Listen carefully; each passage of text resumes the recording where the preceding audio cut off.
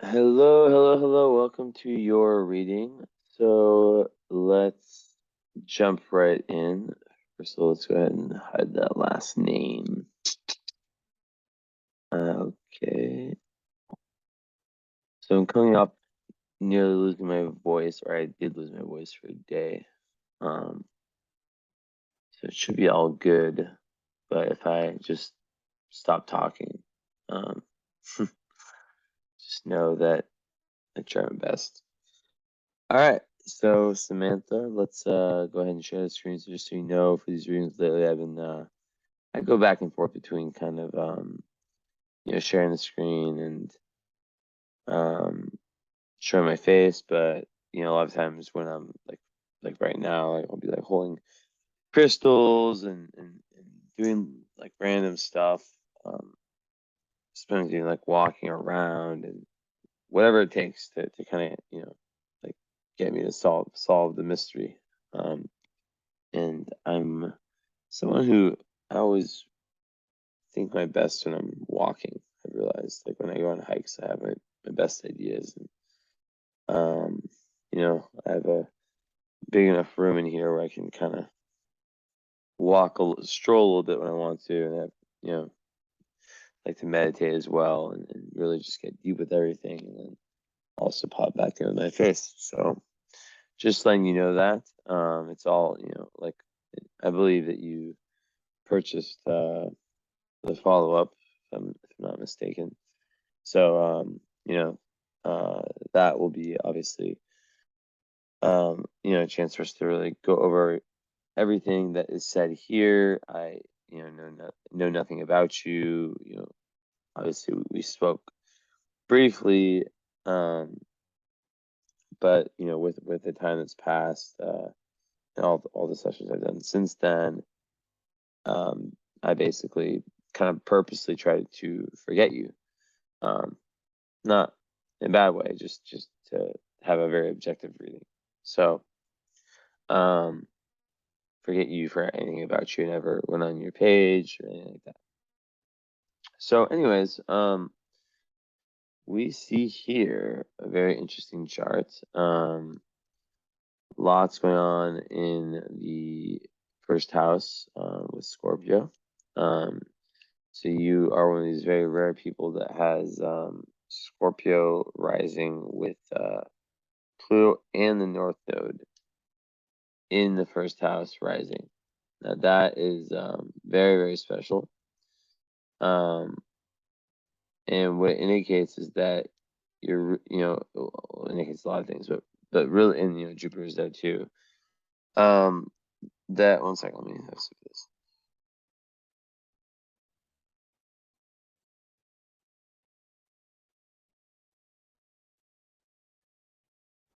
That that along with your Sun sign, Mars sign, Venus sign, Aquarius, you have a ton of fixed energy, but basically, with fixed energy, there's always a need to kind of like let go and open yourself up.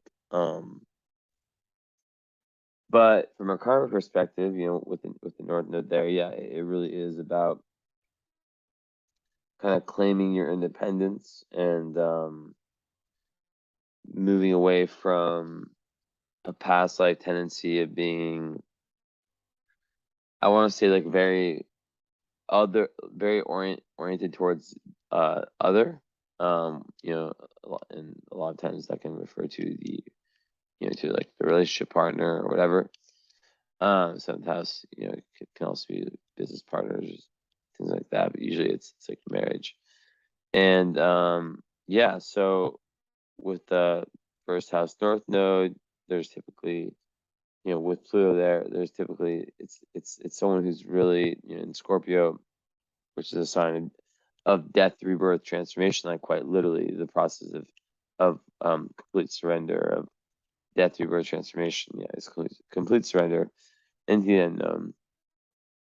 Is that it's basically saying that in past lives, you were happy with kind of things staying the same, and not necessarily taking enough risks. So I'll give you an example, you know, because it's in Taurus, as you see over here. You know, that will indicate and ruled by, you know, Venus, which is down here, like the Sun, the 4th house, which is, you know, a very domicile kind of you know, inner house, right? It's ruled by, you know, it's the Cancer house. It rules the home and like kind of nurturing, family life, all that stuff.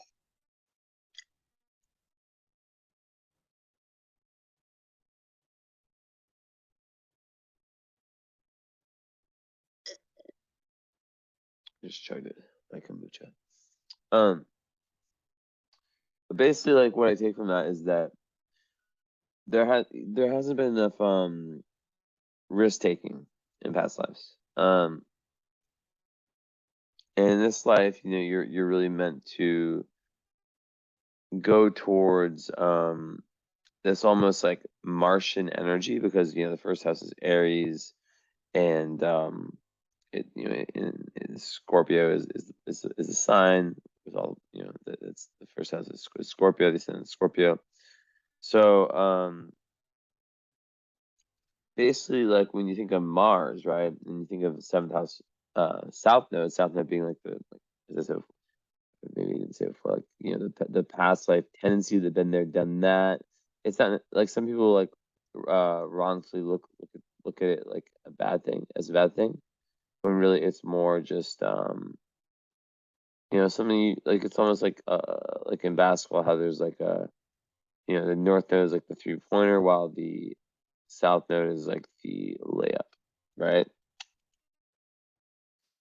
So there's a certain ease and a certain natural skill that comes with that. So with Taurus, you know, in 7th house, you can be like someone who naturally is able to get into relationships quite easily, and who,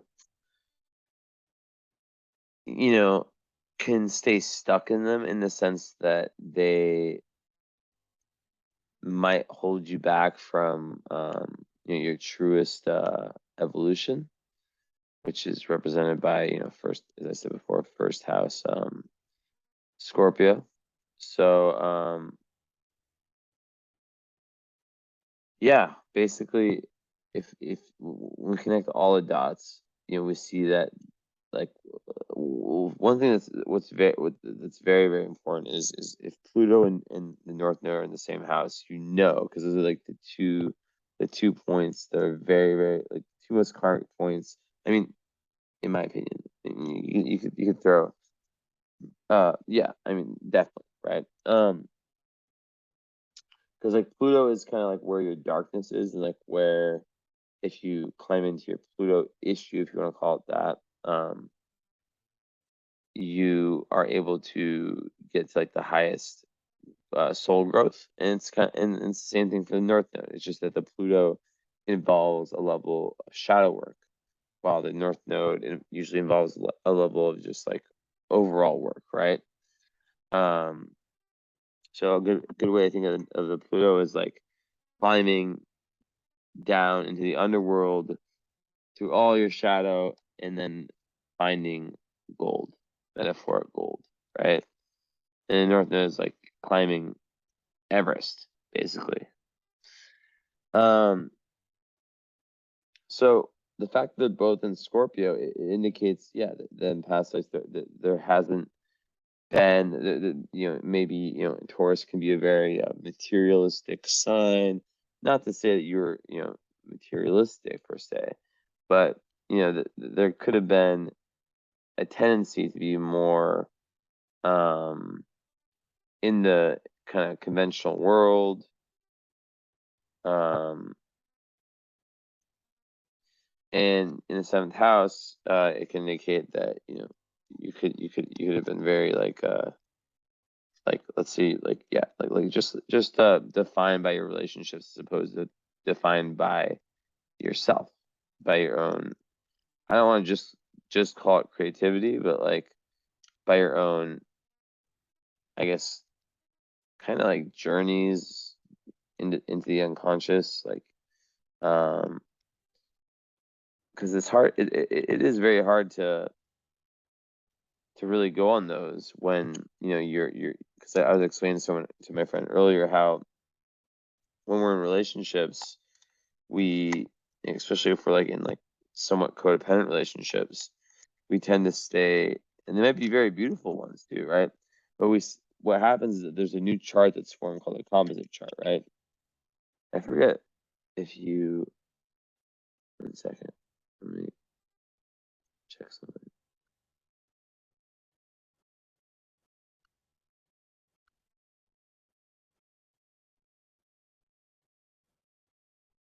Oh, okay, yes, I'm happy I remembered.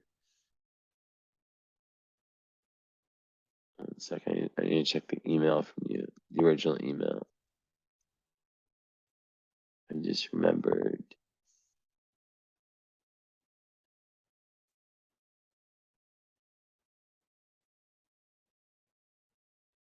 Career expression.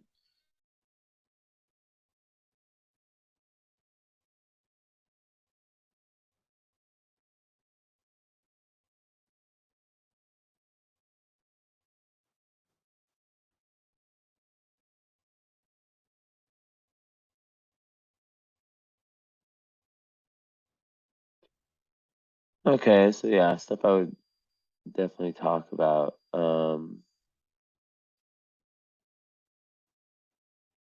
Mhm.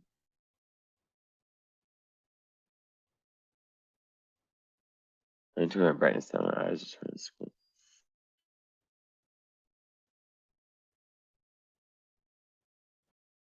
Okay, so you're getting married, and you're into tarot, and you're asking about career and creative stuff. Okay, well, I like to kind of read these, in a somewhat similar way. Of course, now that I know this stuff, I can kind of integrate it. 1 sec, where'd the chart go?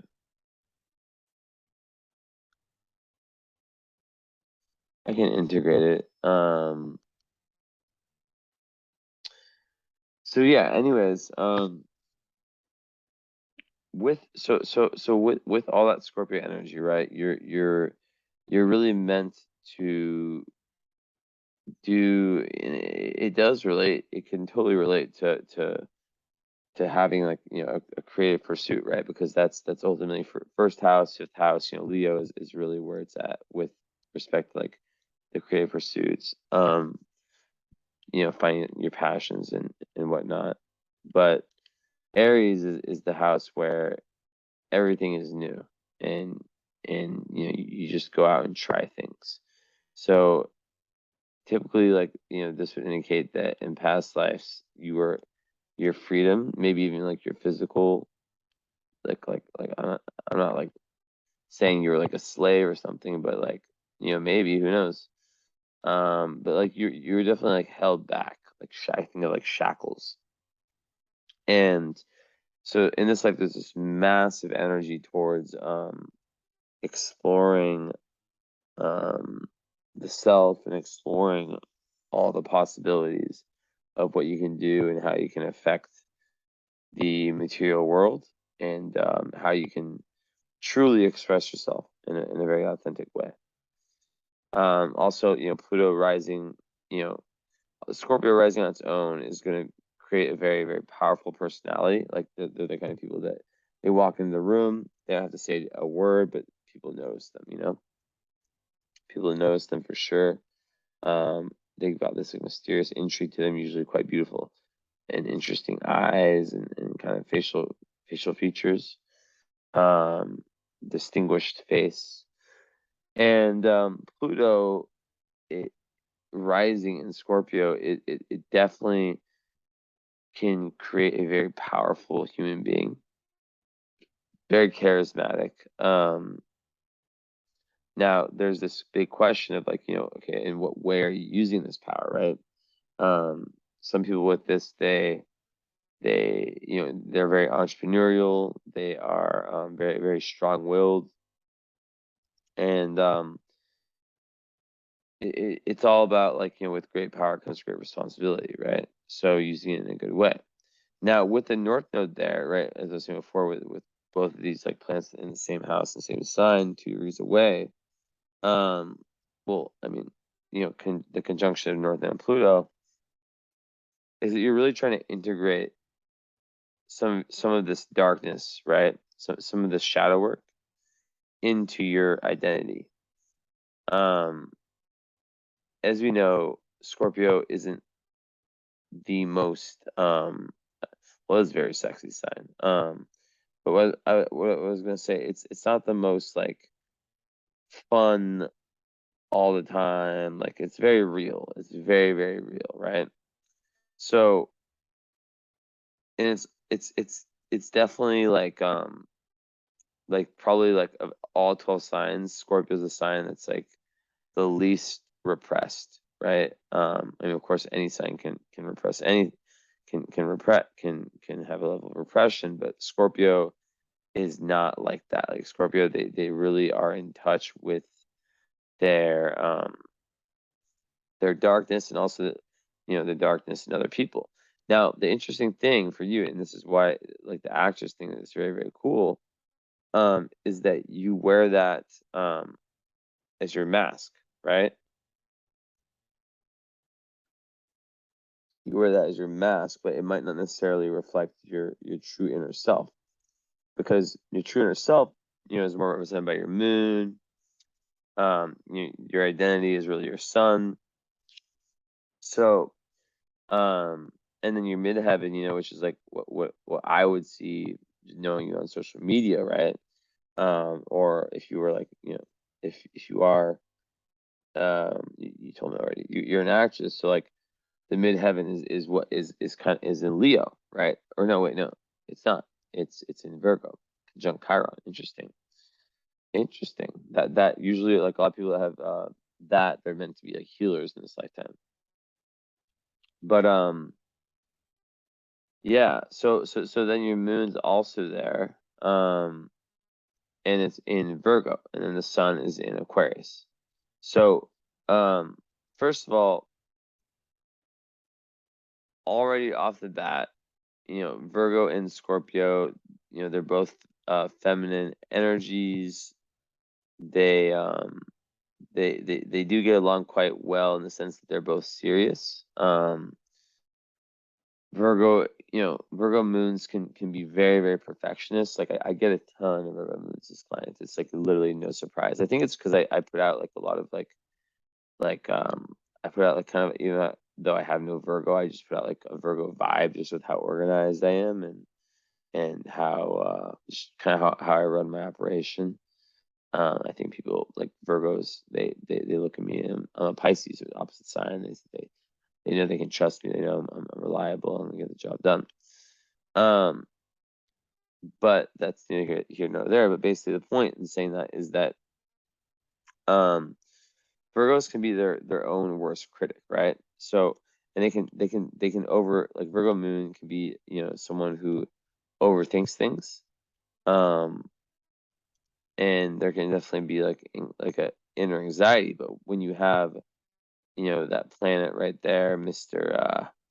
Scorpio, with that Jupiter also in the first house, that's adding even a further level of expansion and kind of like psychic ability, if you want to call it that. Like just like you definitely have this real like kind of hard to pin down energy, which is really, really great for acting, obviously, right?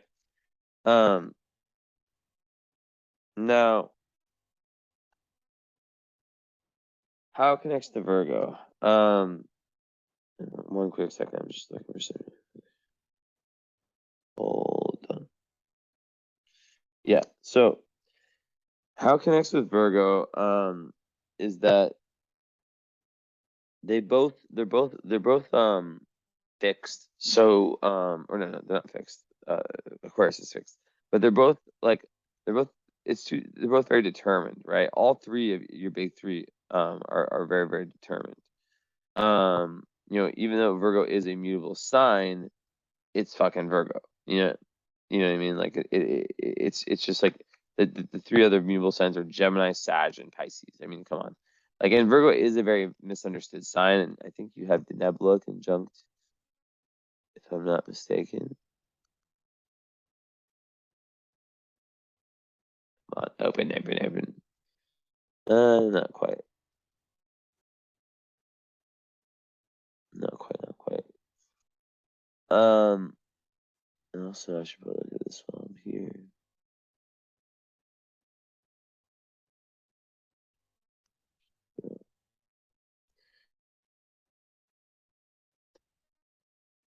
Okay, so it's 2 So yeah, you got like this interesting ascendant energy, right? Like our first house energy where there's Cupido, which is like a very like a kind of seductive asteroid. And when you have it rising, it can definitely create that kind of energy. I mean, just think about the name Cupido, right? And then Pluto there. So there's like, I don't once again, like I probably saw a photo of you before, like when we first started talking. I saw like a profile photo. So I would imagine that that would be an indicator of like sexiness. If I was like making like a chart that was like indicator of sexiness, and I know you're getting married, so I'm not saying this in that type of way. I'm just saying that, like Pluto, right, Scorpio rising with Pluto rising and Cupido there is definitely like, a level of sexiness. And when you add Jupiter in the first house, there's this whole other level of kind of lightening that scorpionic darkness. Now, not to say that it completely damages it, but it definitely does add a certain popularity and outer optimism to what otherwise would be, something quite dark. But yeah, so that's a huge part of your chart. And as I was saying, like Aquarius is playing a huge role in your chart. You have 3 planets and you have your moon in the 11th house. So it's like really like your 2 signs. Like I had a post a while ago, I'm not sure if you saw it. I'm not sure when it was. But it was really like the question was like I was asking my followers like what are your signs? Like some people it's like they have like really narrow it down. Like not like what like what's like every sign you have, right? Like what are your signs? And it's a very difficult question to answer, because like even for myself, not to talk about me, Mr. Leo Rising, but like obviously I'm Leo, obviously I'm Sag, obviously I'm Pisces are my big 3, but then I also have Venus and Mars and Aquarius. And then, I resonate a lot with Scorpio. I have 8th house Sun and Mercury, and I have Pluto on an angle. And, in Vedic astrology, and I've always really resonated, I have a tattoo of it. My moon is in Scorpio and Jeshta, which is like, this most Scorpio. So and that's like 5 signs, right? Out of the 12. So we can represent a lot, but, for you, I really see, of course, there are, there's energy in other signs. However, there's it's really a lot of Scorpio in Aquarius. So I think instead of going to we'll go to the moon after this, right? Let's talk about the square, right? Because this is very important. Even though it is your ascendant, it's a stacked first house. It's a first house filled with planets and extremely important karmic points. So I think that is a good starting point to kind of discuss that. So Aquarius, right? It's a sign about individualism, right? It's all about like you are Aquarius in this lifetime because in past lifetimes you, like I said, and this is kind of my own way of doing astrology. I didn't learn this from anyone. I kind of just taught myself a lot of kind of what I'm going to explain here. Because your South Node is in Taurus, you held yourself back. Let's just say you're in relationships a lot. Think of like the person who gets married young. Has, let's say you're a female in your past life, right? Or in the past life, or the tendency, or whatever. It doesn't really matter. But just for the sake of argument, just makes me think of the female who, gets in a relationship when she's young, high school, stays in it the whole time. They break up, go to different colleges. She goes in a dorm, and within a month, she's already dating this other new guy, and it's just completely natural. There's nothing like she's like seeking it out. It comes to her, right? It's that natural tendency. Because Taurus is attractive, right? It's Venus, so there's like this past life kind of tendency to be able to attract. So then,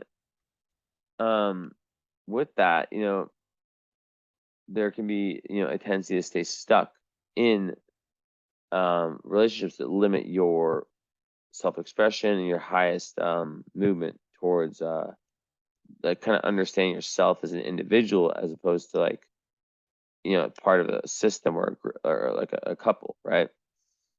So that's really what a big part of this life is, and that's why Aquarius, which is like such a sign about individualism, about being your own unique person, about not giving a shit about what other people think about you, about being somewhat rebellious when you need to be, and just you understand your sun sign, right? I don't need to really go into too much about explaining about like what Aquarius is. I assume people know what their sun sign is to some degree, but I still we'll talk about it. And because you have Venus and Mars there, just like me. I have my Venus and Mars in Aquarius too, and my North Node. So that tells me that in past lives that you didn't have this energy, because I believe that we have that we the sun sign that we take on, ascendant, all that in this lifetime is reflective of like where we're trying to grow. So for example, like I might be a Pisces, not because I'm like more emotional or this or that. It might be actually the opposite. It might be because like in past life there's like a tendency to be not enough like that, right? So in this case, I think we talk about the square of Aquarius and Scorpio, and how Scorpio is this part of you, which other people see when they get to know you, your personality, and you're really trying to head that direction. So you're really trying to, which makes sense as an actress, right? Like transform your appearance, transform your kind of the way you act, kind of the way you move through life, right? On like a more action based, or excuse me, a more action basis. With Aquarius though, so Scorpio also, before I get into that, it's very, very very karmic, it's very deep, and it's very involved with like understanding your own shadow, understanding the collective shadow, and high spirituality, and it's about surrendering, right? Because Taurus, they are like South Node Taurus people are happy with things the way they are. So a lot of times when we look at your IC with Saturn there, so okay, that can speak of like having some form of restriction in childhood, and that could have been like a difficult time. Of course, your IC is in Pisces, so lots of like really intense like family karma for sure. And I would imagine your parents are divorced, or there's like some level of disagreement between them because of the sun. Oh, actually, wait. Hold on. Yeah. I mean, there's a quincunx. But I would imagine not necessarily divorced, but like when there is this big of a difference between, when there's like this big of a split, you know, a psychological split, like where there's like two conflicting parts of the chart, a lot of times it comes from parents being very, very different and receiving different kind of downloads or messages or worldviews from each of them. So, you know, you may have seen your mother is Virgo and your dad is the Aquarius, but then you're meant to be like the Scorpio, right? So you're meant to be the one who, and this, I see this with like a lot of my, you know, my clients, kind of breaks like the generational curse in a sense, right? Who's meant to kind of like do things a little bit differently than other people in their family. And 29 degrees, wow. So, and interestingly enough, your sun moon midpoint's on your north node. So like the highest energy like of like where your sun and your moon meet is right on your north node. So that adds extra importance to like this real, and it's 29 degrees, so it's a critical degree. Which means that there can be like, you know, bumps in the road with 29-degree planets. Like it can be kind of like lots of like restrictions when it came to you finding yourself and finding your identity. So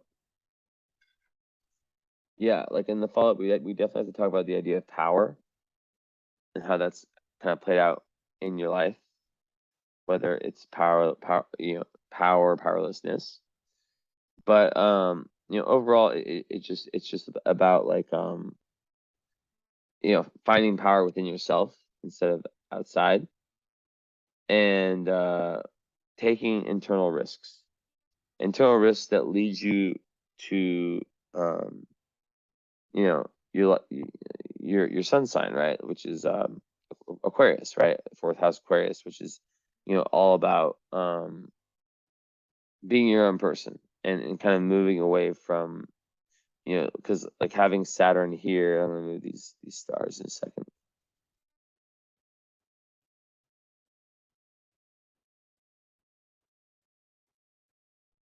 I just want to see one thing.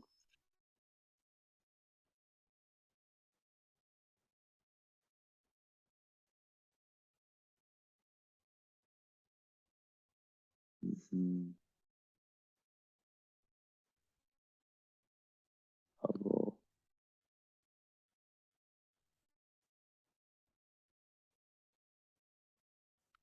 So let's see, clear these out, so yeah, basically, like, you know, with this energy, it's just like, you know, 4 planets in Aquarius, and then ascendant Jupiter, basically just ascendant in Scorpio, but then Jupiter and Pluto in North Node, and then the Virgo moon, 11th house. It's like it's like the battle between Aquarius and Scorpio, but like Aquarius is really winning, right? So the question becomes, okay, so I'm this, like, you know, this person who has, because like these are all conscious, like Mars is like your assertiveness function, it's a conscious part of you. Like there's the 6 inner planets which rule like conscious parts of our personality, right?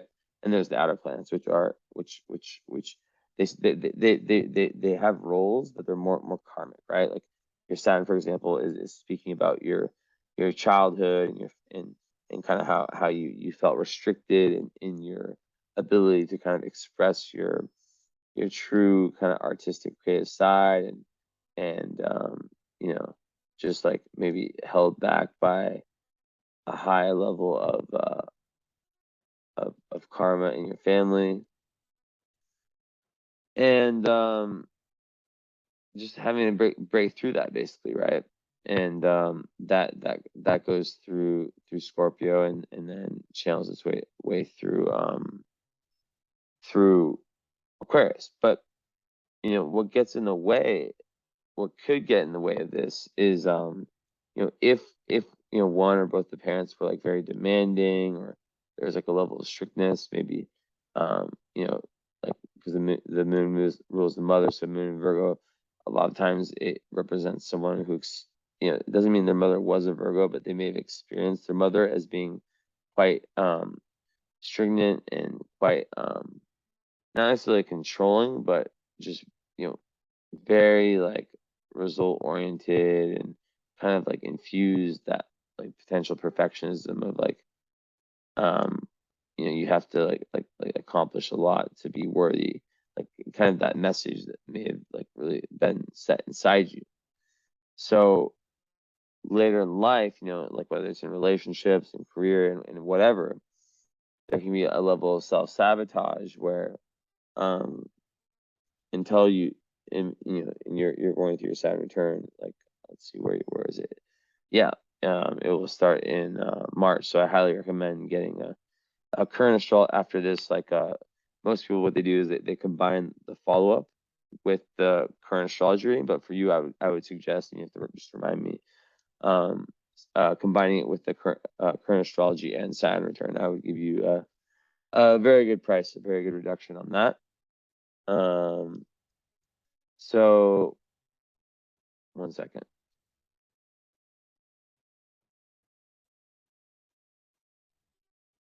What's up? Okay. Anyways, so basically, yeah, it's a difficult one to break down. Let's kind of pull up the aspects. I'll leave my face showing a little bit. So, you know, even, you know, with the moon in Virgo, I don't see any hard aspects. In fact, I only see quite easy aspects. So that's very, very good. I mean, like one of the most difficult things you can have in all astrology is hard aspects to the moon, like Pluto square, Neptune square, Uranus opposite, Pluto opposites, stuff like that. So you don't have any of those, and even the sun either. So what that can indicate is not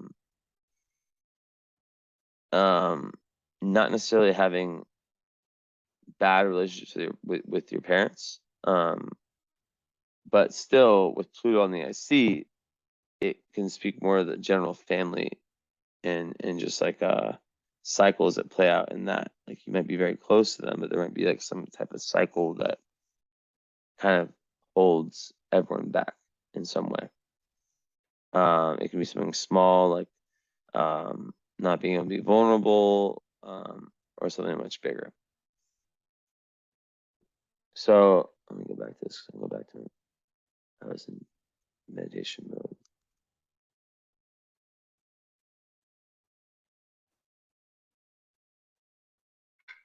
So yeah, like basically, you know, Scorpio energy, so there's definitely this this energy where the way that you come off, your personality, which is, you know, linked to your purpose, right? Of really kind of like through your actions and your identity, really shifting those. There's, you know, this square between those and, you know, all the Aquarius, which is like the life purpose, and you know, I was talking before about how like you have Mars, your assertiveness function, Sun, like your identity, Venus, like what you value and kind of like your love language, and Mercury, how you speak, how you communicate, how you think, all that stuff. So those are 4 of the 6, you know, personal planetary points, right? The other 2 are ascendant in Scorpio and moon in Virgo. So all, you know, that alone gives you earth, air, and water with no fire. You have no fire at all in your chart. But even with no fire, you know, having Pluto rising will give you a certain amount of like of kind of like power, you know. It's just different. Like so like I'm curious to know about like how self-starting is, but like one thing you can do when you lack fire in your chart, and it sounds so simple, is like have candles around, bonfire, stuff like that, you know, like taking baths. You know, you do have, you know, that water in your chart, like taking baths, for example, with you know, little candles around, kind of witchy type energy. That can be very, very meditating next to candles, stuff like that. But yeah, with the square, you know, it's a fixed square, so that's one of the most difficult types of squares. And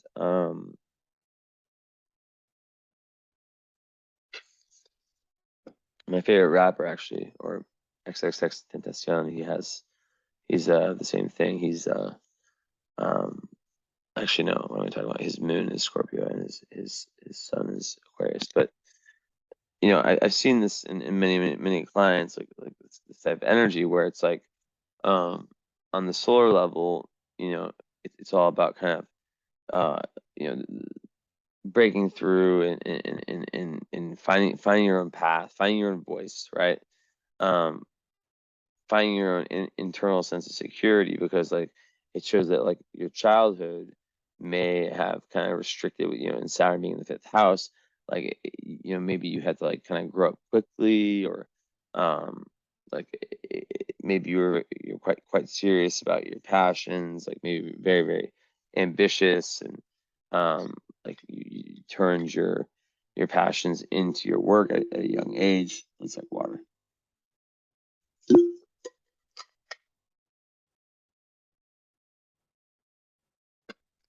But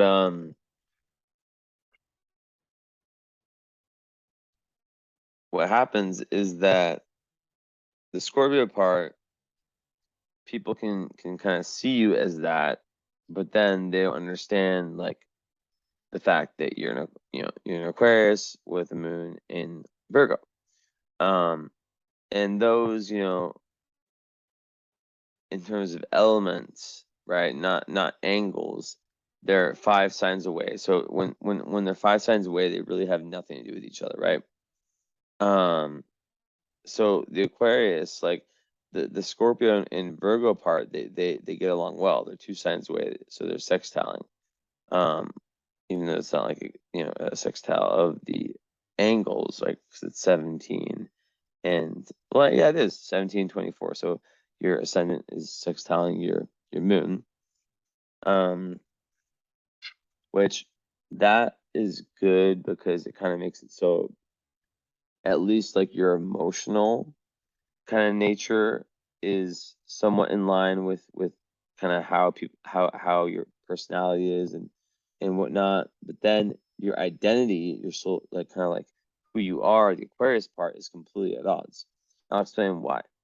Aquarius is all about individualism. It's all about doing things their own way. It's very, very social. It's an air sign. It wants to like have lots of friends. It's very humanitarian. It's all about freedom, and it can be like the irony. The thing that's it's so ironic and interesting about Aquarius energy, and I have a lot of Aquarius energy in my chart, not as much as you, but I do have my Venus and Mars there and North Node, just not Sun. Is that there's this like massive like humanitarianism, right? Like really, really caring for causes and this, that, and the fourth. But like when it comes to like relationships, there can be this distance, right? This kind of coolness, this kind of like yeah, aloofness is like the best word I can think of. So when you're really trying to move away from the karmic past of kind of being happy with things kind of staying the same and not taking necessary risks, or like healthy risks, not like the bad kind of risks, like healthy risks that can lead to growth. And what I mean by that is like letting go of people, places, things that no longer serve your higher purpose. That can get in the way. Um, like there can be this energy that exists in this natal chart, right, with that tendency, where you're really being pushed in this life to change, to go towards like this allowing parts of yourself in people and environments and just whatever it might be in life to kind of die, right? so that they can be reborn, so that you can be reborn into a more authentic version of yourself. But backtracking a little bit, because I kind of started talking about like Virgo and Scorpio. You know, Virgo moon people, like they have, like I said, I talked about the perfectionism thing. They need to, you know, watch out for that, for being a little bit too like hard on themselves and self-critical and all that. And then the Scorpio is very much about like growth, like spiritual growth, and like really just it's very secretive, right? It's very secretive, it's very private. So that's where that square comes in with Aquarius, is that Aquarius is not like that at all. Aquarius is more out there. I mean, they're both quite stubborn energies, but you know, Aquarius is like, you know, so present in your chart with 4 of your personal planets there, that I imagine that even though you're Scorpio rising, that the Aquarius part is quite obvious, right? Now the Virgo part, even though it does sextile the Scorpio, people won't see it, but there still will be a sense of like, you know, with friends and relationships and stuff, that your emotions are linked in a healthy way or an easy flowing way to your outer personality, to the mask you wear. And when I say mask, I don't mean anything fake or inauthentic. I just mean like, you know, the way you act, you know, your outer identity, right? But then, so like Scorpio, like one way I can explain it is like Scorpio is content with, you know, staying at home, meditating, getting deeper into spirituality, and with the North Node and Pluto there, it's like about like really just like this part of you that's really trying to go really, really deep into yourself, which can be very, very taxing, but very, very rewarding. But then Aquarius is not like that at all, right? Aquarius is a sign that's very in the moment, and it's more outward. So when it comes to relationships, you know, obviously all, you know, the love planets are in Aquarius. So, you know, like I told you before, I have these same placements. There's definitely going to be, you're going to be someone who has like a split, in the sense that people are going to, like, you're going to come off as someone who's way more looking for that kind of, and you probably, and with the moon in Virgo, it's still going to exist, but you know, looking for that real soul bonding relationship, right? While the which is like, you know, this, like if you break down each sign into their love language, the Scorpio love language is very much about like 2 souls becoming one, extreme karmic closeness, no secrets between the two, like everything is just out there, right? No repressing anything. More water.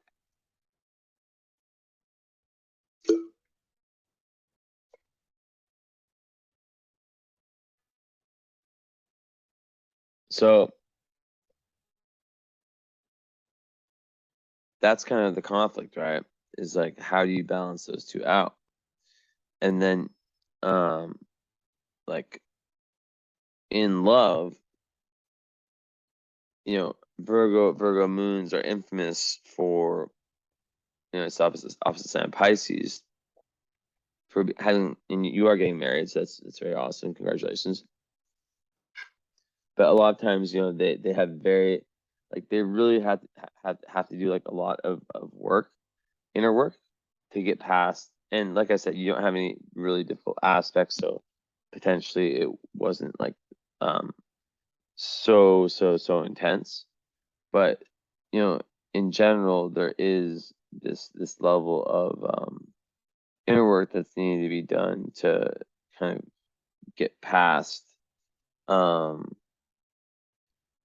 like self-criticism that gets projected outwardly. And Virgos, moons in love, they tend to really like want to expect like perfection in their partner.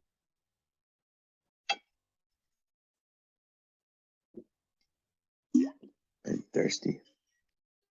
So yeah, it's a little bit of a confusing kind of big three, how it kind of shows up.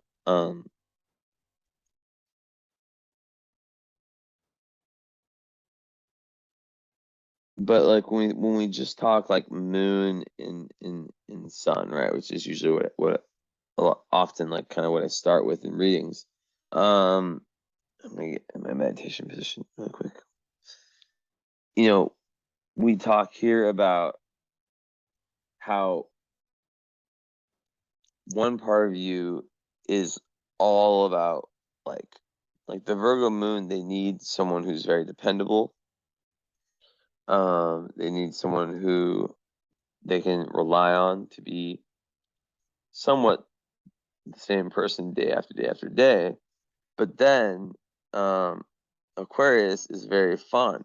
So there's like a part of you that wants that safety, that person that you can count on so deeply. But then there's the other part that is very much about kind of being your own person, right? Because that's a huge part of your chart. So this goes to my next point, that and you're getting married, so usually I don't know these types of things. It's very important that space, that you're giving your own space in relationships, that you are honored for your intellectual ability, and kind of like Mars and Aquarius can create kind of like a genius, like an unconventional kind of genius energy. By genius, I'm not talking about IQ necessarily. I'm talking more about the way you see life and kind of how you move, right? You move differently. There's lots of unconventionality, right? So this is totally at odds with how you come off, because like with Scorpio, it is I don't want to call it traditional, but it Scorpios, they typically, they're very loyal, and just like Virgo, you can kind of expect them to kind of be similar day to day. While with Aquarius, it's not like that at all. And with the love planets, Mars, Venus, in Aquarius, and we can talk about Venus there. It's really, like, as I said before, important in your marriage to have conversations around your need for your own space, your need for your own individuality, and for, like, regardless of like being in a relationship, you don't want to get caught in that South Node tendency of being so defined by your relationship. Like, a good example is my former best friend who became a Jehovah's Witness. Don't worry, he had Venus in Pisces. But he also is an actor. But yeah, he basically just met a girl, and she just completely just took all of him away. Like, it's kind of sad. Like, she just completely brainwashed him. And I'm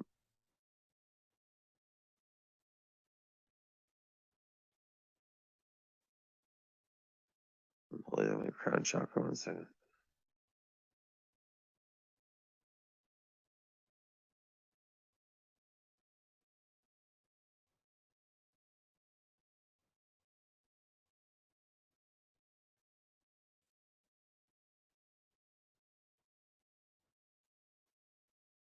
Yeah. So that's kind of the battle, is like how do you balance out that fun, that novelty, that freedom, that need for you to really like experience life and have your friends and have the groups of like-minded people, right? Because your moon's in the 11th house, which when we have our follow-up, we can definitely talk about a special group. You just have to kind of remind me that that's the name of a special group. But there's a need to kind of like connect with like-minded people, like on a spiritual level, and it's just like a very, I think Virgo moons can be very, very intimate, and especially when it's sextiling the Scorpio energy.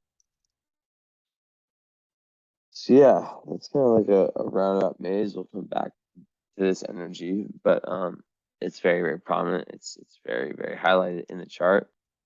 Now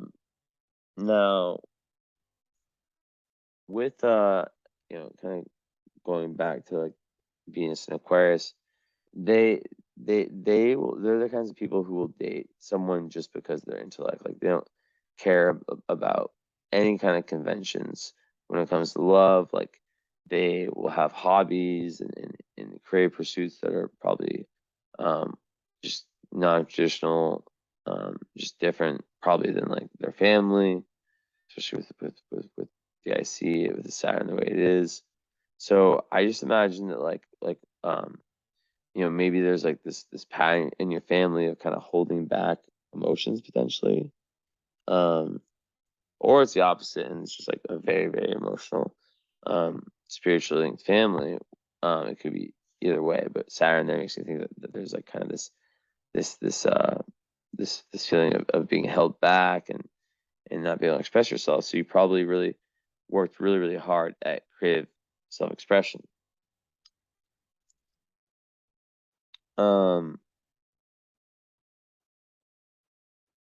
So yeah, that's kind of like with the Venus is that you're not gonna just like date someone for status or anything like that.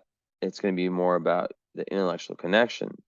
But then when we add the fact that there's Scorpio and that there's Virgo, that gives like this need for like this very solid person who is kind of like locked into their routine, locked into their to their career, to their passion, and consistent and reliable.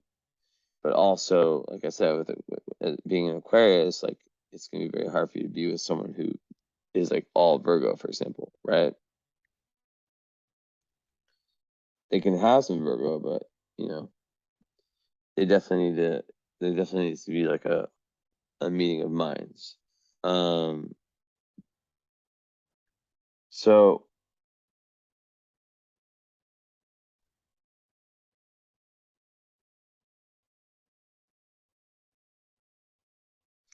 having this like neck problem. I don't know what the heck. I slept on bad last night. It's like so deep in my neck. But yeah, so basically that's kind of a lot of the energy there is how to balance individuality with with this deep kind of psychic spiritual change that's needed, this surrender. How can you surrender when you're so Aquarian? Now, one way to do this is to kind of split yourself up, and find a kind of a common ground. And the thing is, though, is that if you think of your sun and your moon as two different entities, the yin and yang, neither one of them want to give up an inch because it's fixed, right? And fixed is all about like it's very, very stubborn. So, um, there's definitely like an internal compromise of sorts that needs to be met, and there's definitely a level of needing to like kind of integrate the Virgo also, right? Which is, another level of Virgo is the spiritual level of Virgo, which is like, if it's opposite sign Pisces represents like cosmic wisdom. Virgo is more like earth wisdom, earth magic, right? Working with earth and practicality. So that's what's really interesting, is that split between Aquarius and Virgo, where one is very practical and very pragmatic and very logical and very in the material world, and also linked to your south node, to your karmic past, right? Because the moon also represents the instincts. So there can definitely be like a passive tendency to kind of care a lot about career and care a lot about status and stuff like that, while in the meantime giving up on your own individuality and your own creative pursuits. In this lifetime, it's very, very obvious that you're meant to go really, really deep into yourself. That's like the Scorpio archetype. Do the necessary shadow work, and then take that shadow work and kind of integrate it into your personality, which is not an easy task.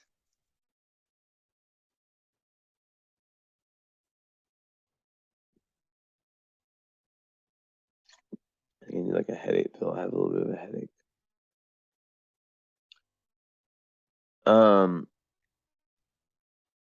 Now. So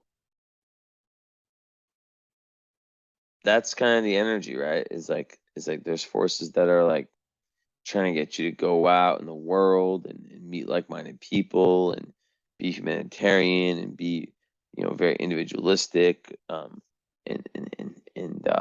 almost like being like, it's almost like being a little bit selfish when you have your North Node in the first house. Now bear with me, like these readings, they're all different. Some take time to solve the cosmic puzzle, and this one's a little bit of it was a sneaker upper, right? It was a chart that I thought would be a lot easier than it actually is, right? But I will get there. So yeah, so there's this energy of wanting to be different, but also wanting to be like, and wanting to have space, but also wanting to be very, very close. The Mars in Aquarius part of you is very linked to it's similar, and then Mercury's there too, and Sun's there too. It's in the 4th house, so it's like, that makes family and home life like really, really important to you. But because it's Aquarius, there'd probably be like some level of unconventionality, and almost like excitement, like like liberation, like maybe you saw, and maybe you had good relationships personally with your parents, maybe they didn't with each other. It's always tough to tell with the parent stuff. It's easier when I do like family readings to really understand all that stuff. Obviously, when I have like the charts with the parents and all that. But basically, like, yeah, there's a need to really kind of move away from family conditioning, and maybe be that first person in your family, if this is correct, to break out of a certain mold and to try something new, and to be less traditional and be more kind of new age, if I use that word, to be kind of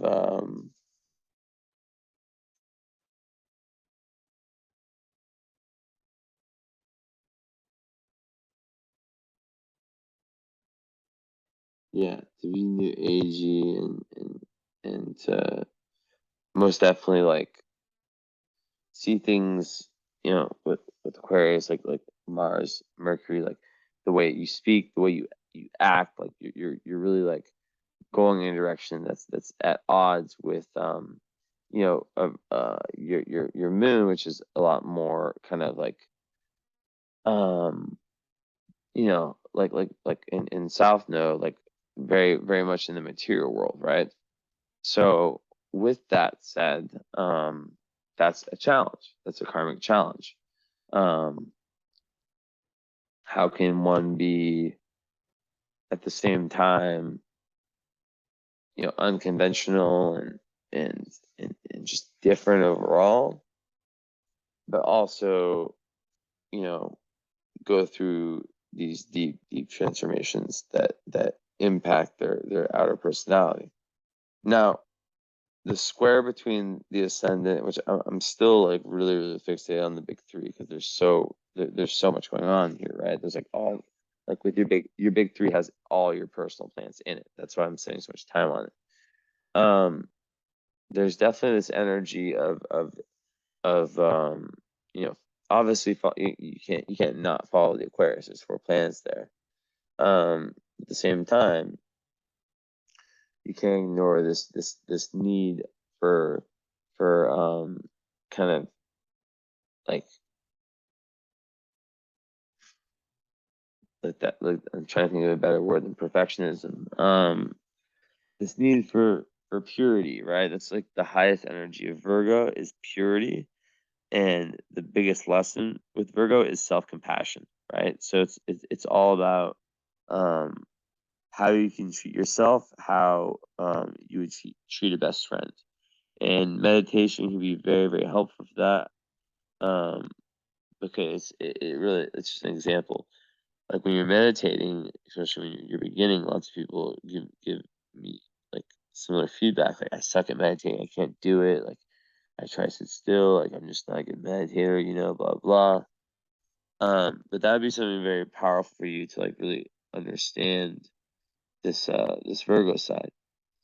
Now, one area, and I just realized this, where your sun and your moon both bond, is that they're both very service oriented. Virgo loves to be of service. It loves to help people. It loves to they're two very humanitarian signs, even though it's ruled by Aquarius or by Uranus. The Aquarius is ruled by Uranus and slash Saturn in traditional astrology, and Virgo by Mercury. So what can happen here is the classic, and this is usually like with like moon and air signs, but with moon in Virgo it happens too, where a tendency can exist where one kind of adds too much logic and tries to rationalize their emotions too much through words. So it's really important, and this goes right back to like this big part of your chart of and especially even with your Aquarius plans being in the 4th house of Cancer, of going into your emotions, right? Whether it's through some creative pursuit, whether it's through something like meditation, and just really just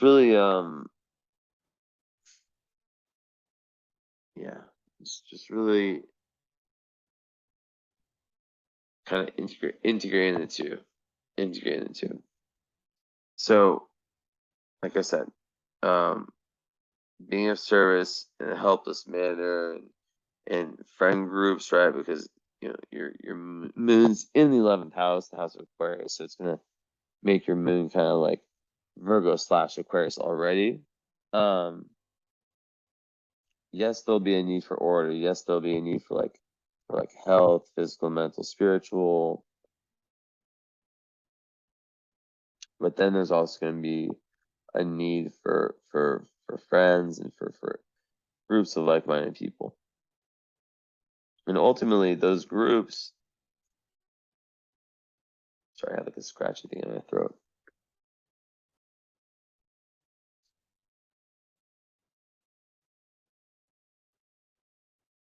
Like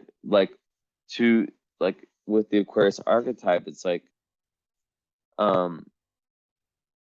group of friends or an organization, a company you're part of, whatever it may be, is only as good as it is in terms of how it allows you to express that Aquarian side of you, right?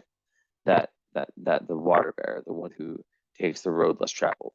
So, being around people who are very traditional and this is where some of the challenge might come off, is that some people might see the Scorpio and it's very, very deep, but it is also, you know, and this is even more so with Virgo. They're, you know, they are more, they're, you know, their feminine side, so they are more traditional in that sense. While the Aquarius is just completely based on like it's very, very future oriented. So that's kind of like one of the splits I see is you know, deep intimacy versus detachment and individualism. So finding a balance between those two is paramount for you in all areas of life. Just so you know, I'm walking around right now. So yeah, very, very important, very, very important that your mate respects you. And I will get into all the creativity stuff, don't worry. I'm just kind of playing, like putting the pieces together. Very, very important that your mate is someone that you can have like very deep conversations with, where you guys kind of like, where there is like some sort of like bond on that intellectual level. And also like like in terms of values, right? Because Venus rules values, shared values around, you know, humanitarianism. You know, like you'll be interested in someone who's also like quite eccentric, and when I say eccentric, I don't mean in a bad way, just quite individualistic. Not like just trying to fit the mold. I think I said this exact same thing like 30 minutes ago, something like that. So back to the seat. With Venus, there is no hard aspects. The only hard aspect I see is Mercury square Pluto. Now that can create an energy where basically, like, you know, your Mercury is an Aquarius, so you're going to be someone who's very ahead of your time, and always was, like when you were growing up, like kind of just thinking in a way that's just different than others. And what can happen is that can create a conflict with Pluto, which in this case is the part of you that is you know, really, really seeking power. And what can it can lead to like inner tension between thoughts of like collectivism and you know, kind of oneness is more the field of Pisces, but just like, yeah, like combine like combining, like really, really like combining with like you know, two or three heads are better than one.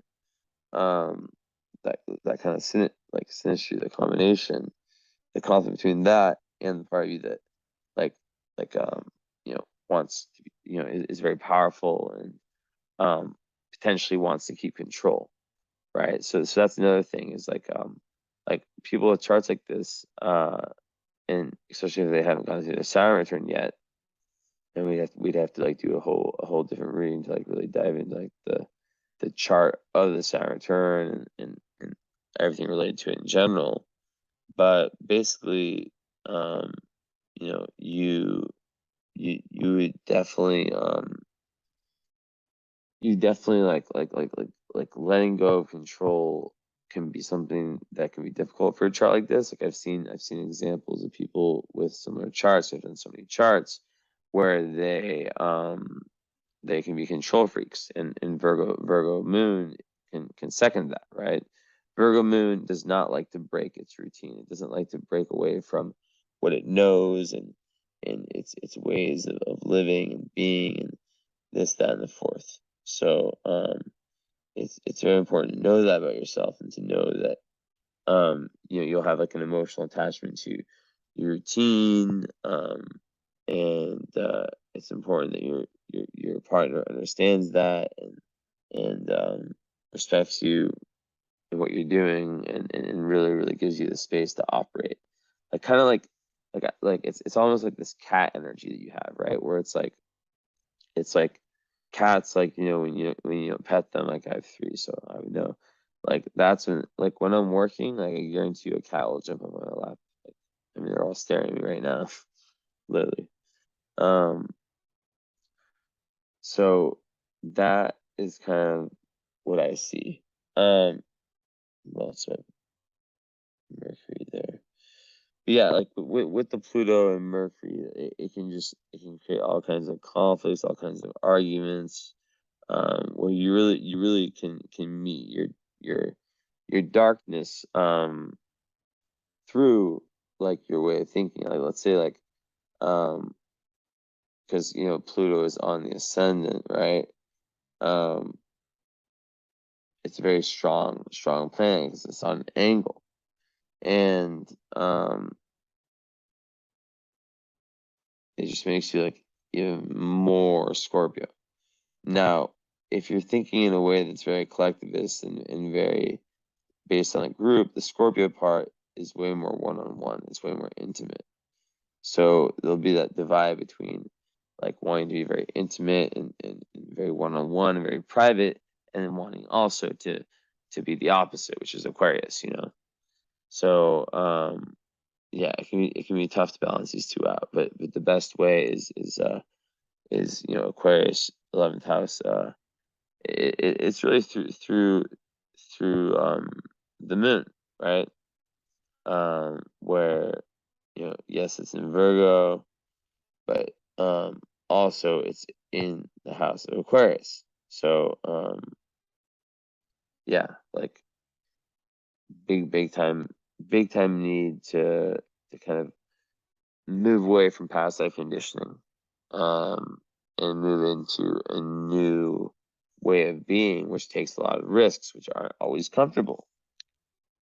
And what makes it even less comfortable is that these risks and all this is going to be seen by other people because it's in the first house, and it's going to be very, very representative of your identity. So while some people, you know, they have their Scorpio energy, like is in their moon or their sun or whatever, yours is the ascendant. So you'll go through like maybe like massive changes in your appearance, in the way you project yourself, that will be very, very noticeable. Even changes in terms of like, you know, what you do, you know, like what you do for like what your passions are, like what you really find joy in, like that can really shift a lot too. Um,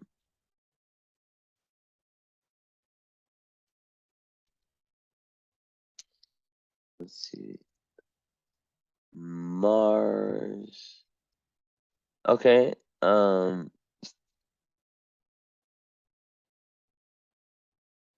Mars is unaspected, and then you have Mercury square the nodes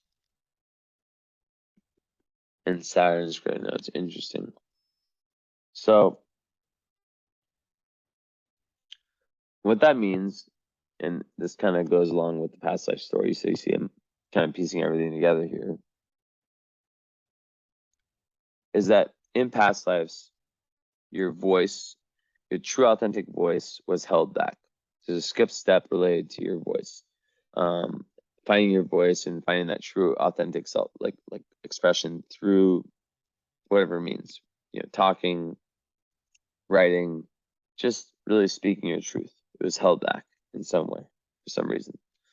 My guess would be, you know, the whole relationship thing, where you know you entered unions that didn't really reinforce like your authentic self in the best way. And then with Saturn squaring the nodes, that it, you know, in this case, it makes me think that, you know, it goes back to the whole conditioning thing, right? Of being too too set in the material world, too set, not kind of like too solid, too kind of, I don't want to use the word corporate, but like, you know, like too, like if it was in this day and age, too corporate, right?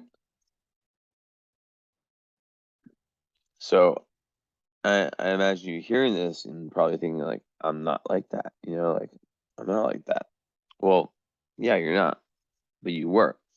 And moving towards the north node is like is literally like the destiny part of the chart, you know, with the Pluto there too. So there's definitely like this energy of needing to take, like a lot of people that have Pluto in the first house to like do something like martial arts, something that like because there can be like trauma around the body, whether it's from this life or past lives. And you know, a lot of people with this will really like, maybe there was like some bullying or you know, like feeling violated in some type of way when you were like younger or something like that. So it's important to find a channel for any possible rage that could have manifested from that. Now Chiron, where you at, Chiron? Where you at? Where you at? Where you at? Where you at? So Chiron in Virgo, yeah, conjunct the midheaven, is basically saying that, like, you know, even as like, so you're asking me about like career and how you do tarot. Well, I definitely see you as a healer. Um, I definitely see you as someone who has a special gift. You know, with the fact that Saturn is opposited though, that's a clear indication that in order to really unlock your true healing gifts, you have to get past you know, any of that restriction, whatever, you know, whatever that represented, whatever that looked like, that Saturn on the IC. If it's relationship with parents, it could be anything, right? Overcoming that, having the tough conversations, and that also plays into the North Node in Leo, or excuse me, in Scorpio, right? Because North Node in Scorpio, it's about doing the things that feel uncomfortable, right? But that really ultimately, like for example, like let's say that like in your family there's like something very common in European families. One sec, my water. Is that there is a lot of like what you can call in America like toxic masculinity, or just like um kind of inability to express emotions when it comes to like the males. And it can go down such an ugly road. Like I mean, look at my family, like my French family, it's insane. I'm not gonna get into that though. So it's about you being the one to kind of break that trend and to move towards a way of being where you're kind of like let's say that, like, yeah, let's go back to that example, right? Let's say that there's things that you have to say to, like, you know, whether it's a family member or a sibling, or like anyone in your family, or just your family structure in general. You being the one to take that risk, to move away from that Taurus safety net, right? Which comes so easily, right? And to be like, you know what? I am about to lay this down. Here it goes. This is going to be uncomfortable. This is how I feel. Boom, boom, boom, boom, boom. Only really speaking about the emotional impact, right? I actually did this recently with my brother. And it was interesting. And you know, there's steps with all this stuff, but you know, when things go unsaid for years and years and years, like I can literally give you an example. And I don't like to use, I just use whatever experiences like come to my head, you know. In this case, what's fresh is like my own family, my French side, right? Basically, kind of summarize, my grandpa is a very, you know, he's someone who pisses people off a lot, let's just say.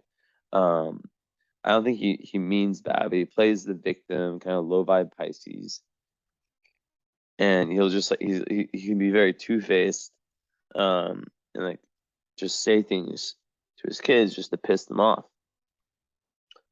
But they never had an emotional conversation like the one I just talked about, where one of them was like, look, like this is like, like maybe even like broke down and cried or something like that, and because of that, that energy stayed stuck for this whole time. And now like my dad's oldest brother, so like the oldest of all, there's like 5 siblings, has cancer. He's very sick, and we all know, I mean, not we all know, I know, anyone who's into this world knows that that's completely based on the unhealed trauma and all the anger that he has towards his father that he was never able to kind of deal with, right? Whether it's internally or externally, he just couldn't do it. So there could be something similar,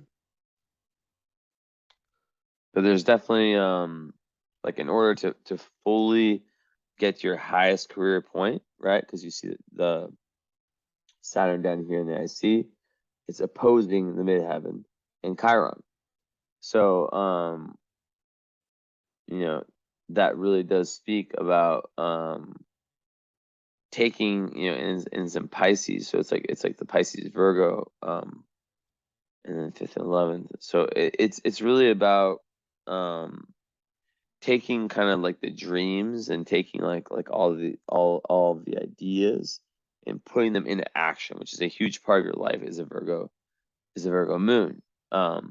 Is trying to kind of get out of that mental potential rumination and like I said before, like applying too much logic to your emotions and getting deep into your emotions. That's what literally your chart is asking you, begging you, please, please, please, please, like, just like however you have to do it, whether it's through therapy, whether it's through like some type of ceremony, like whatever it is, getting away from words and getting into energies and emotions, because they're 2 different things. You can go to therapy for 20 years and just blah blah blah blah blah blah blah blah blah, but if you're just talking, it might not lead to actual change. Actual change comes from switching the energy up.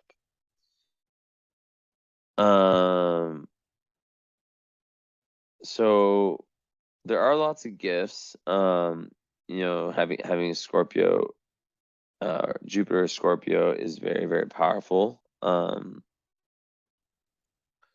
It kind of gives you this ability to kind of see through the bullshit, and to, all your Scorpio energy does give you that, right? It gives you this kind of psychic, like this ability to kind of, this like bullshit meter, right? Where you can kind of see through people and see their true intentions, see who's good, see who's not good. Now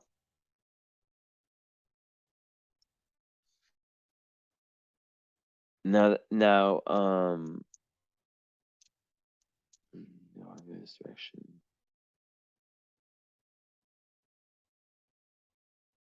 Yeah, so, and the fact that it's in the first house is going to really, really help you have perspective and optimism when you're going through these like very intense moments of transformation, right? It's going to give you, it's like you're going to understand it more. You're going to have more insight about it, as opposed to how you would if you were in a different position. So that's very good. And also, like Jupiter in the first house is excellent for someone who's an actress or a model or whatever. Anything that it's very, very good for health too, and it can just create someone who is very popular and very well liked. And yeah, it just needs to Yeah, like let go, surrender. It's the continuous theme. Surrendering to the divine, basically, to the transpersonal unconscious forces that exist. Now, it may seem like an impossible task, but once it's completed, it gets easier and easier each time. And all it takes is one person to do it. Now, one other thing about your chart, you have the same aspect I have. Well, actually, you have Sun and Venus together, which is beautiful. That's amazing for just beauty in general and anything related to the arts. So acting, there you go. Having Sun conjunct Venus is very good for music. It's good for anything related to that Venus and Aquarius playing a huge role in your life. So I definitely think that it's interesting because I probably would have said this anyways, that on one end, the midheaven in Virgo, which wants to serve and wants to help other people, conjunct Chiron, speaks to something like tarot. This other energy here speaks to something completely different, right?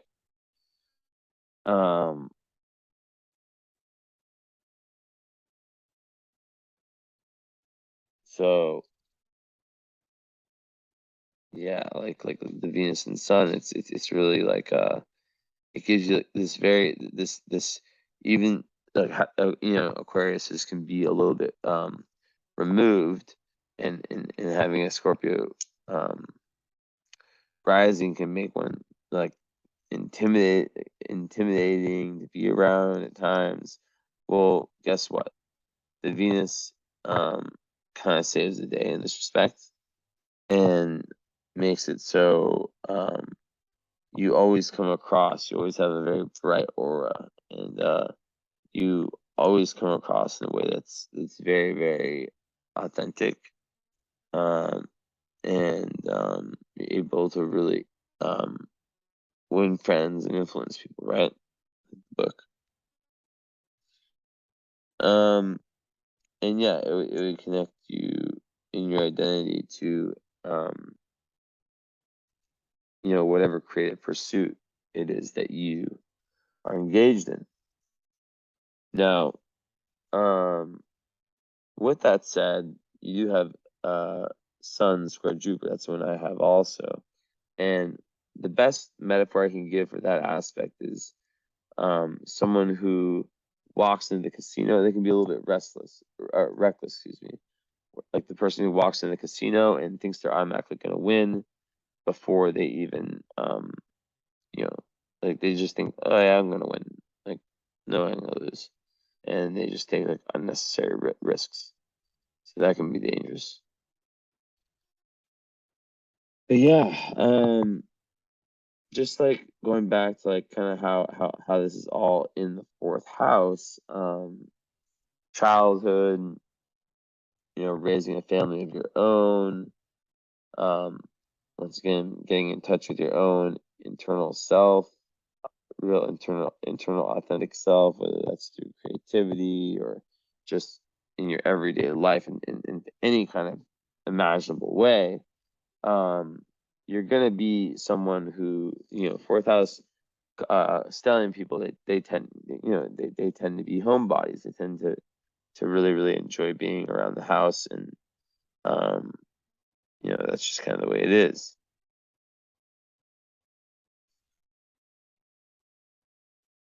Now,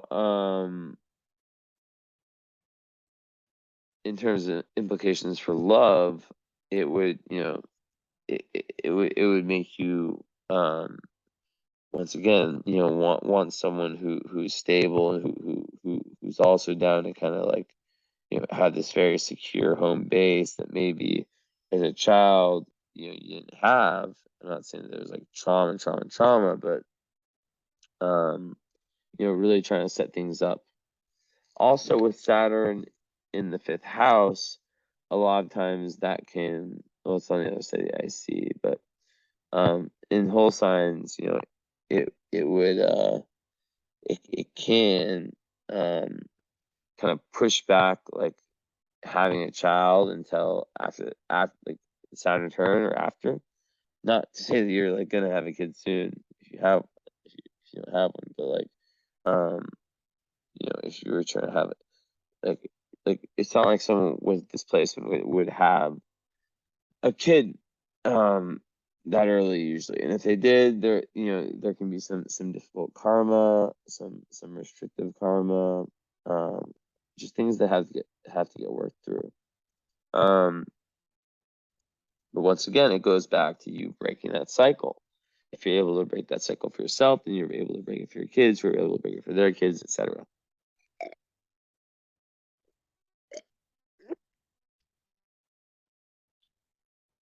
Okay, what am I missing here?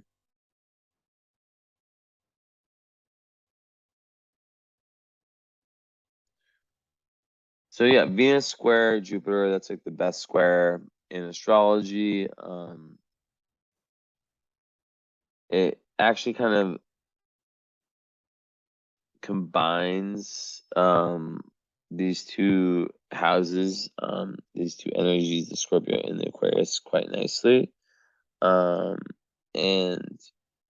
brings a little bit more peace to this conflict where, it's almost like, imagine like it's like Aquarius versus Scorpio / Virgo. And each team has like one like really, really good diplomat. The Jupiter, sorry for saying so much. The Jupiter gives, like I said, that expansion and that optimism and that perspective, while the Venus gives that beauty and that harmoniousness. I'm gonna go back to my face.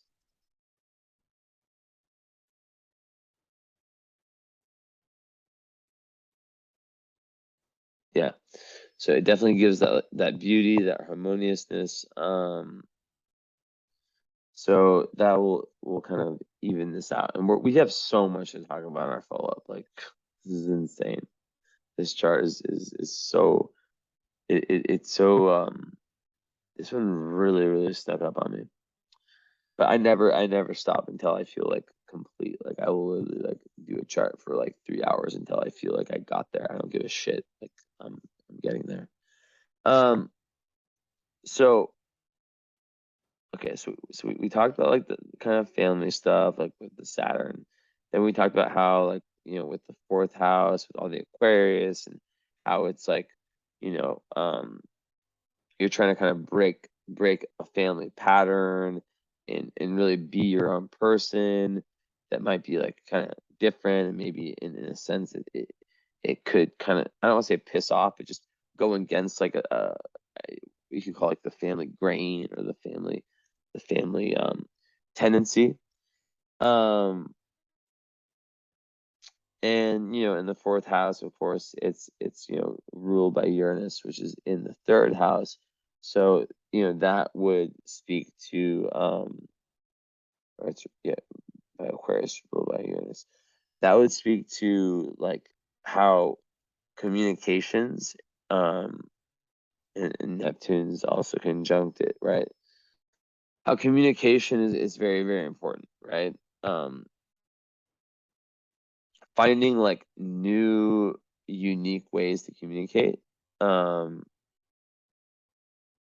might be like so different from like what you were brought up. There's this book, Nonviolent Communication, which is very, very good. And this goes back to your Mercury square Pluto, which once again is the part of your chart that speaks to like potential, not blow ups, but just difficulties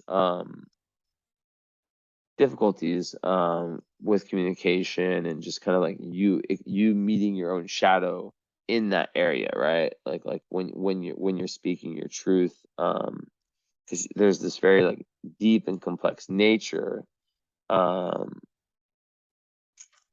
and yeah, like it comes from having, you know like different crises in the family, that kind of showed you like this darker side of humanity, and that a lot of times leads like very, very strong opinions. Like you're very, very, very strongly opinionated. And being an Aquarius, Aquariuses don't back down from shit when it comes to like, like they're stubborn as fuck. And Scorpio is, who's more stubborn? I should make that poll like literally like right now. You'll see it. And you'll maybe get a chuckle, maybe not. A second, hold on. What time is? Okay.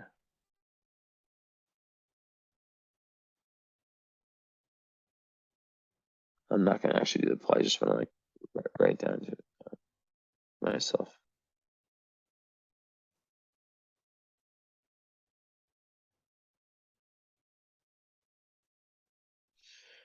But yeah, so it's really like if you think about how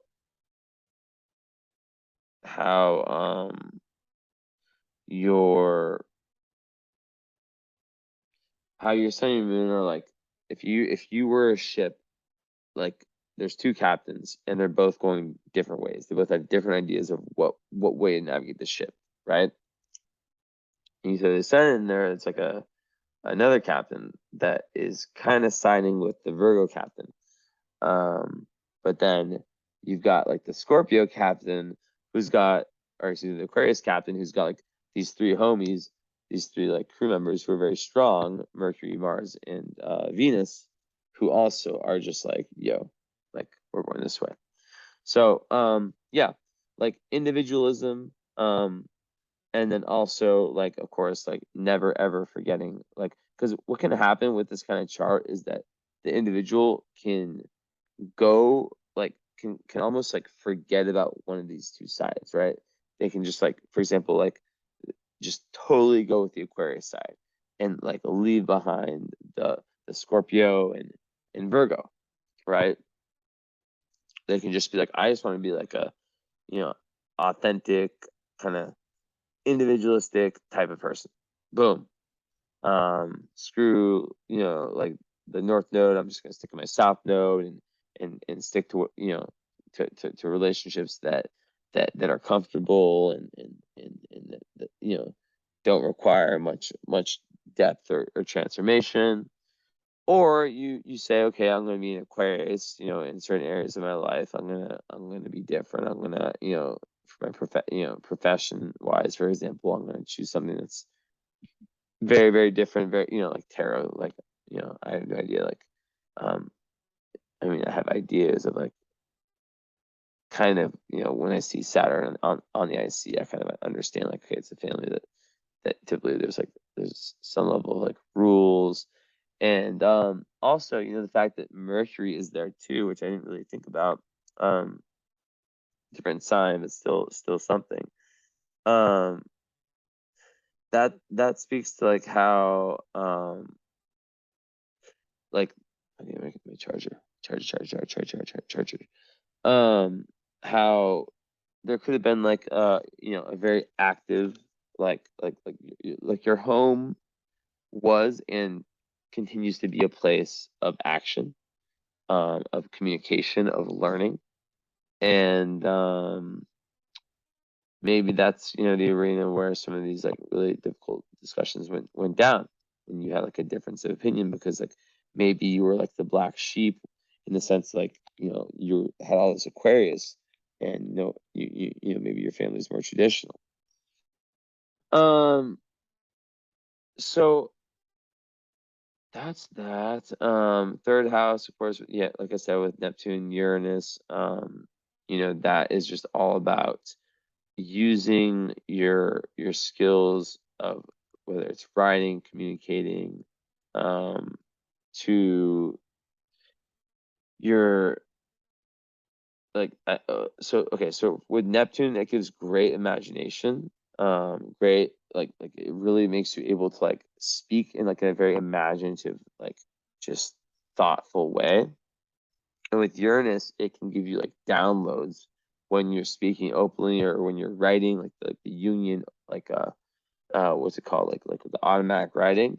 You can literally like really get deep with it. And in terms of third house, it's also reflecting siblings, but also like what you like to study, right? So Uranus in the third house, like they're like unusual subjects. They like to approach learning in their own way. And yeah, a lot of times there's like kind of with these two planets like unusual relationships with the siblings, right? So maybe that is what's happening here. Maybe the parents.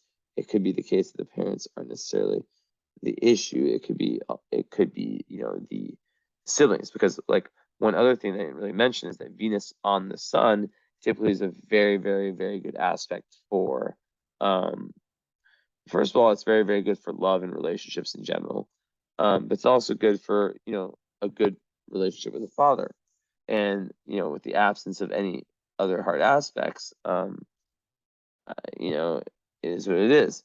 And then with the moon, trining only, its only aspects are the trine of the Uranus and Neptune, you know, that there's just not that many indications to me that like the one-on-one relationships you had with the parents were difficult.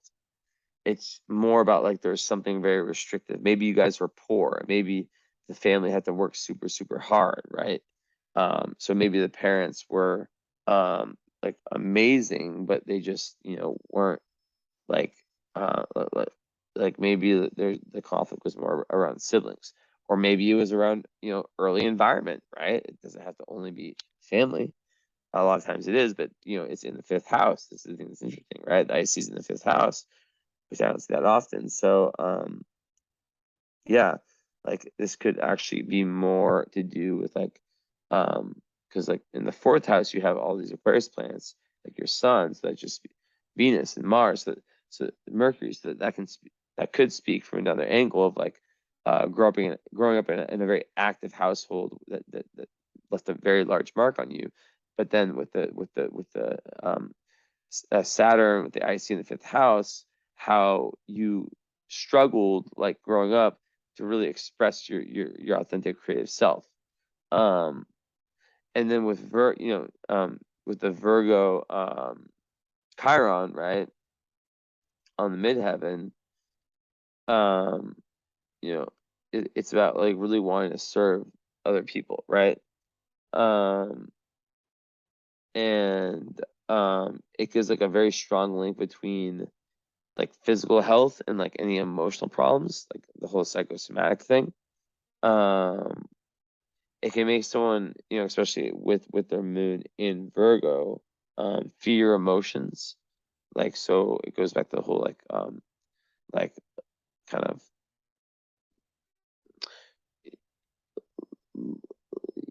rationalizing emotions, using words, like too many words to explain emotions as opposed to feeling them. And aside from that, what else can I add?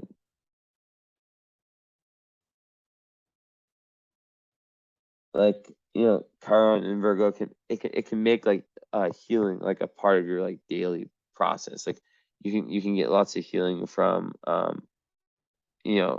just anything. Like being of service to humanity can be very, very good for you, and it can be linked to your career and to your dharma. And 11th house, there can be definitely very shaky kind of relationships with friends and groups of people. Like you might like on a higher end, you might like team up with other like wounded healers, like other people who have gone through kind of like similar pain. I mean, there's a reason that you want to do tarot, right? There's probably something you've always been interested in. You're probably very skilled at.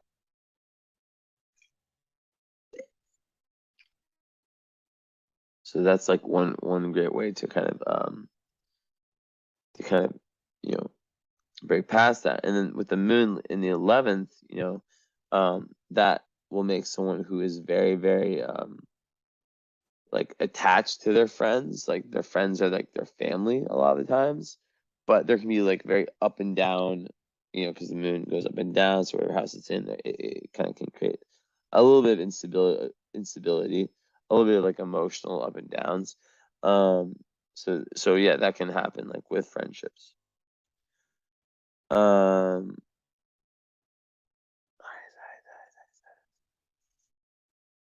The screen, I swear, it's a screen. Where's that? The screen. It's like this screen. This screen dimmer. You see how I just got so much better. My eyes are so much better. Oh my god, that made such a difference. Holy shit.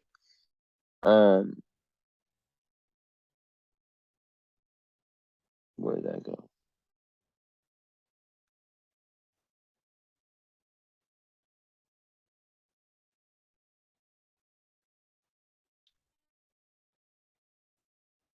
Yeah, so like Moon and Virgo, you know, more about that. Like it's like it's yeah, there's a need for a system. And once again, like there can be workaholism, right? The perfectionism can lead to workaholism. So you have to watch out for that. Like you like people who have this can literally get sick. They can have physical ailments that can come up when they're overworking themselves, when they're trying to get to like that 110. If they don't get to 110, then they let themselves fall at zero. So it's all about like looking at your life on a daily level and being like, okay, what's the best I can do today? If today the best I can do is a 40, I'm cool with that. You know, like I said, treating yourself like you treat a best friend. That is paramount. Um,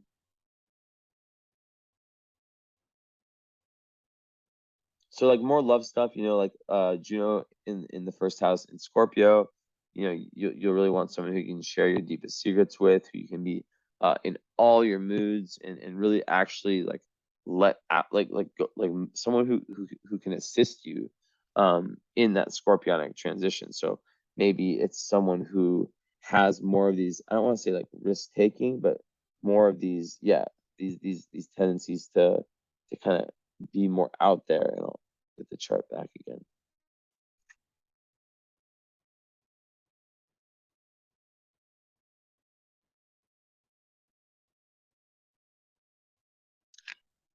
My throat. I swear I have this like cat hair in my throat that just like won't go away. Um, so yeah, like Juno in the first house, like yeah, really wanting someone that you can like yeah express like all your emotions to. You don't feel judged. You feel like you can really progress that person, and then also it goes back to just really that trust, right? That overall feeling of deep trust, which is also trust and loyalty, which is like you know Virgo and Scorpio have in common. Um, so aside from that,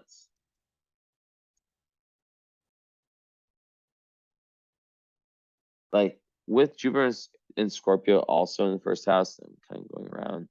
It's like these people like they are seekers of truth. Like they will go and they will like research, like they'll go to the depths to research what they want to research. Um, and they can have like it's you know very strong desires for like that soul bonding type of love and sexuality as well. Um, and they can be a very like kind of transformative like teacher and like it's almost like guru. It can be like guru type energy, or just like someone who's like a really good psychologist, someone who understands human psychology and kind of like the undercurrents that rule everything really well. And you know it is loosely conjunct your ascendant. It's the same house, so it's like obviously that's gonna give you some, even though Pluto's way closer, it's still gonna give you some level of optimism, of popularity, and of just kind of like an ability to really inspire other people, right? I definitely see like this big leadership in you, even though you don't have the fire in your chart, right? which is like the self-starting assertive energy, you still have this Pluto. And I talked about the ascendant enough. I think so.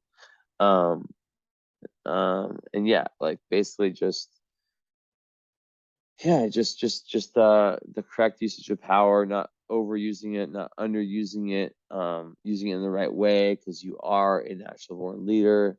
So just making sure that, you know, when you do lead, you do it responsibly. And yeah, what else can I say? I don't know. So okay, so really I want to dial in on this because this is so freaking important. Just the whole I'll turn my camera back on for this because I've talked about it, but it's just so important. So Pluto in the first house, right? Like in north of the first house, right? So north of the first house I covered very well. I mean, basically like it's like, you know, there's the seventh, which is like in the first. There's Aries and Libra, right? You're trying to find a balance between the two. North in the first house, it would indicate that in past lives, like, you know, you in some way like relied too much on relationships, but then on another way, like like having it in Scorpio, with Taurus and Scorpio, it would say that, you know, you were someone who was very practical, but who didn't like take these practical skills and apply them to their own creativity and their own individualism, right? So yeah, it's all about identity. This chart is all about finding authentic identity, right? So one thing also that I really I didn't say in these words is like the like South Node Taurus can be like all about like submerging yourself into someone else completely. So you have to kind of like let go of those past life tendencies. And I just keep looking at the brightness went back on.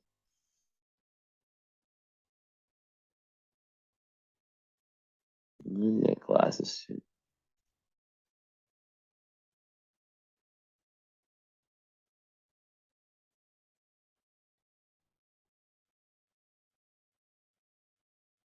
That's why it's so bright. Okay, there you go. That's better. So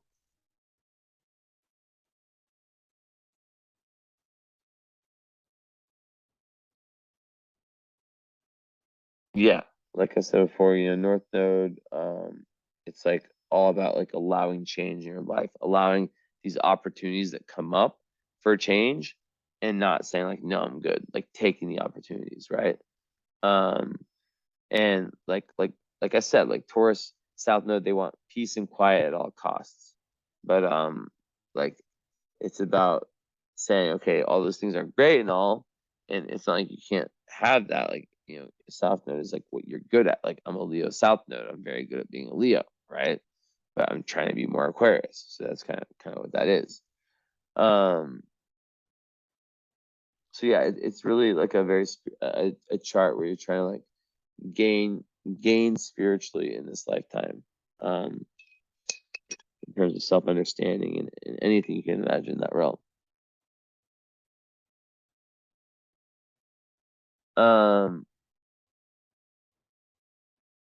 so yeah, Scorpio, Aquarius, man, does it get tougher when you add Virgo in there? It's like one of them is very like, can be like kind of OCD, can be like a little bit neurotic. It's very, you know, pure and about order and very, you know, loyal and kind of traditional and predictable sometimes.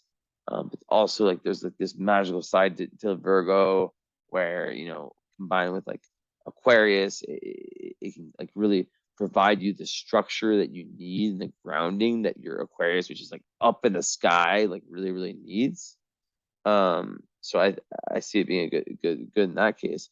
and the Scorpio rising, all the energy and that fate trying to push you towards that death, rebirth, transformation.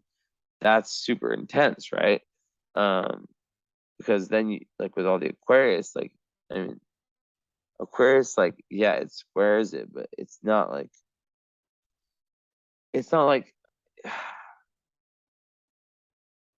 like it squares it. They're difficult, but it's not like they're unmanageable together. It's just like when you have a chart like this, you have to really find a higher purpose, and service is literally what it is. I mean, like both signs are known for it. So, doing something where you feel like you're truly giving back, which like with your Virgo midheaven will really, really help.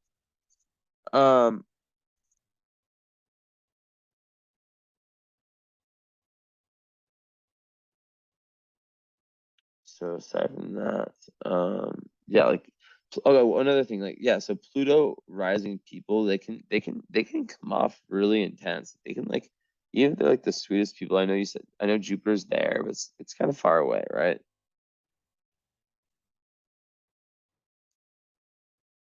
Like your Scorpio first house, it spreads all the way from 1 Juno to 29 North Node.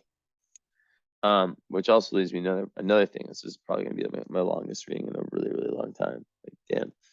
Um, there's a 29-degree north node, so you're really completing like a transformation process in this lifetime, which is pretty cool. But yeah, with the Pluto, it's kind of like high risk, high reward, and once again it speaks to like great leadership skills. I literally can't like even like read my computer. My eyes. I swear I need glasses. It's so fucking weird. The other day was my voice was working. That's not my eyes. What the fuck? I'm just gonna do this. I'm just gonna have to turn my brightness really low and just stare at my computer. To really see the chart. So yeah, like with the Pluto in the first house, I mean, it can make someone like a leader that, but like someone who really wants to transform other people, and someone who wants to embrace change. But yeah, overall, a very powerful personality you have. And I mean, from my experience with people with this, like they get what they want. Um, and with the fact that you have, there we go. Fuck, I minimized.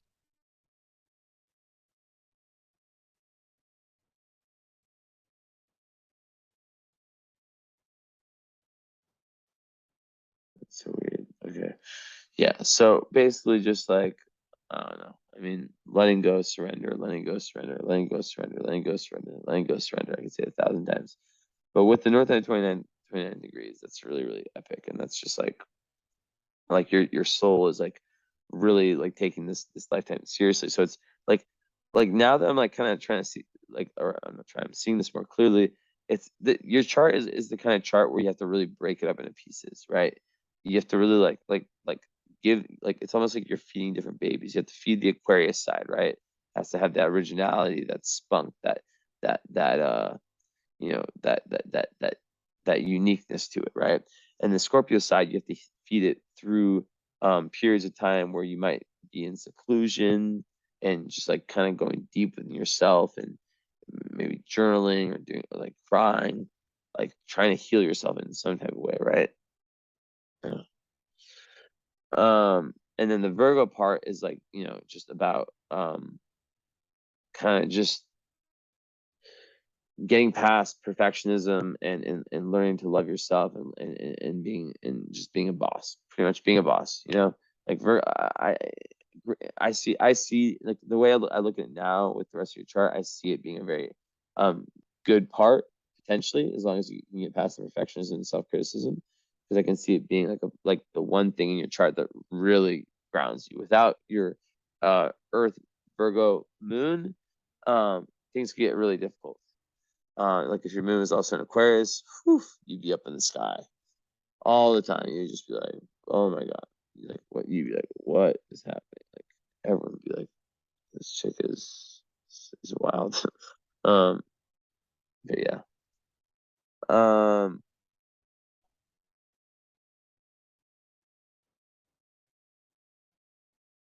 I used to have this thing where I would like blink a lot. Like I'd have I had I go like this. It was very weird, and then it just like went away. Speaking of like random health shit, let's kind of move forward. Just double check to see. Okay, I want to do that. I didn't talk about your unaspected Mars, so this is very, very important. So, okay, your Mars has no aspects to it besides. Actually, that's not true. It's conjunct this. It's conjunct the Sun. So, the Sun, the Sun will kind of merge with it, and when you have Sun conjunct Mars, it actually helps out the fact that you lack fire in your chart, and it gives you like more assertiveness, even if it's not in a fire sign. It gives you more of a sense of assertiveness and of personal power.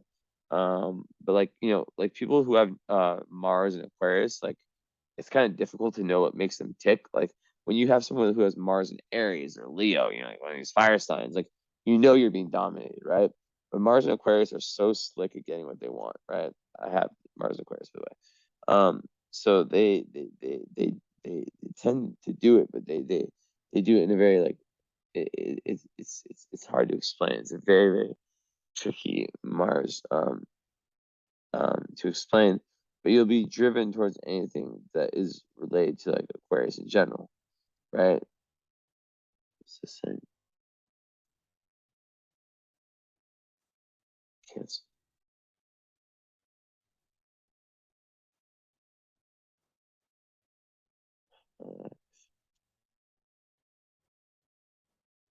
I hope I don't need glasses. That would suck. Maybe I'll take a day off my phone, my computer, or something.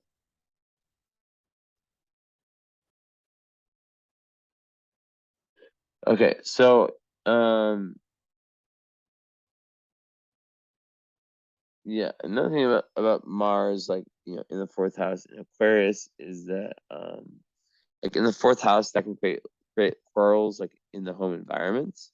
Um, like also like some in the fourth house didn't really mention like how important your childhood like played a role in your life, like how important a role it played in your life, and how you might be someone who can be like quite nostalgic. But Mars can definitely like create like whether it's like your family of origin or like your family like your later family, I guess, if you want to call it that. I don't know if you have kids. I think you told me she did. Um, yeah, it's just like it can create like fighting and stuff like that. But then Venus is there too to kind of offset it a little bit.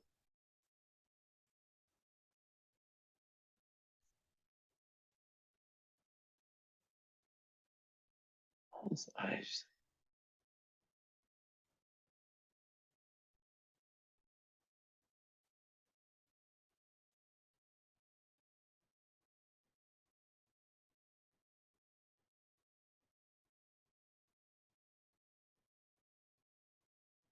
where the hell is it? Share screen.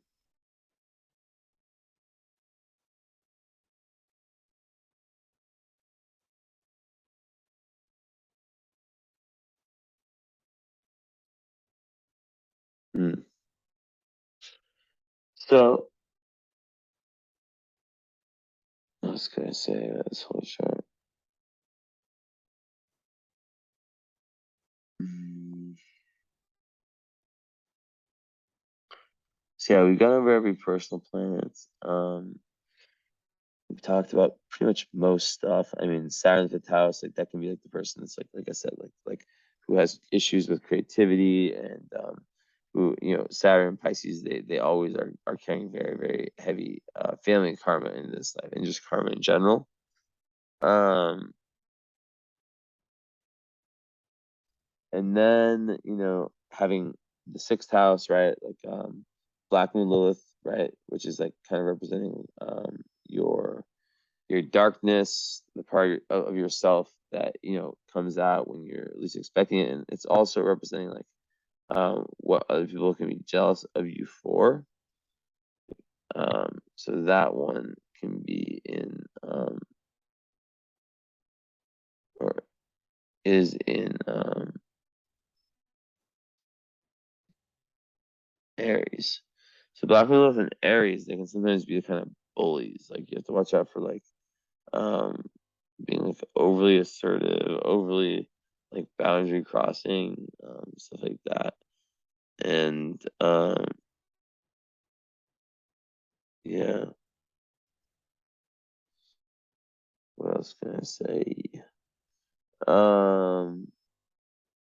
Sixth house rules like health. I'm trying to look something up from this. Like I hosted this event this weekend.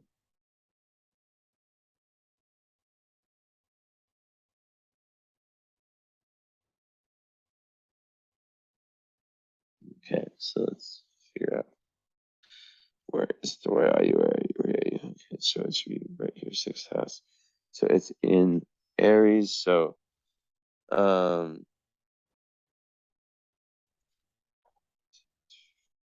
close by. So okay, so Lilith. So this it's kind of like how you are at your worst. So Lilith, in Aries can be tactless. They can, like I said, there can be like a bully energy. They can be very, very impulsive, selfish, and hurtful, to other people. Now, in the sixth house,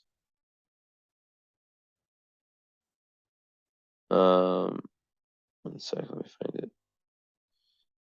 So people like areas of life that people can be jealous of. You have like things like pets, your job. That's another thing. So like for example, like I have my Black Lilith in the fourth house, right? And when I had this when I heard this talk, I was like very aware, like I can't, like I have a pretty nice apartment, I'm not gonna lie. Like jacuzzi and shit like that. And it's not even like it's not like I'm like balling or anything.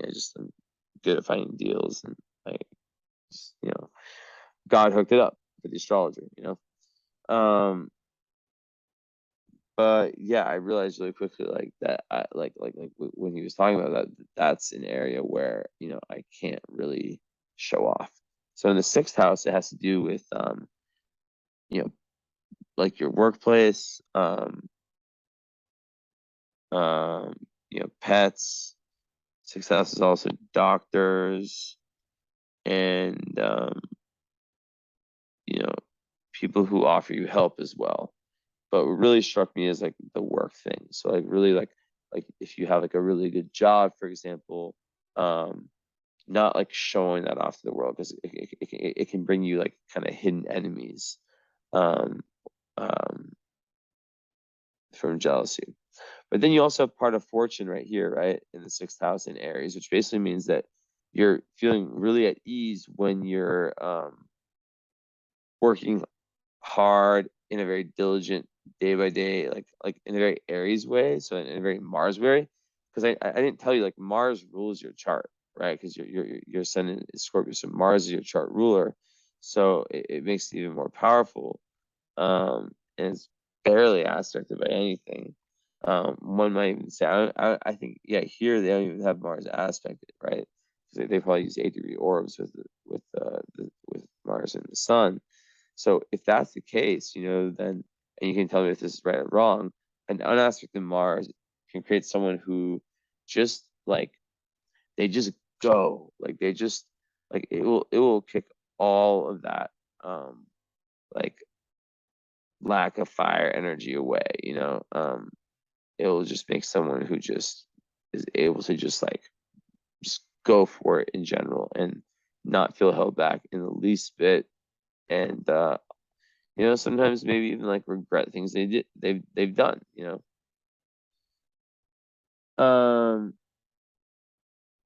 What else can I say about the unaspected Mars? Yeah, it's like a wild horse, pretty much, right? It's like, or like, you know, a Ferrari or something, like one of those like sports cars. It's like hard to drive once you know how to drive. It's like amazing. So my eyes are doing this thing.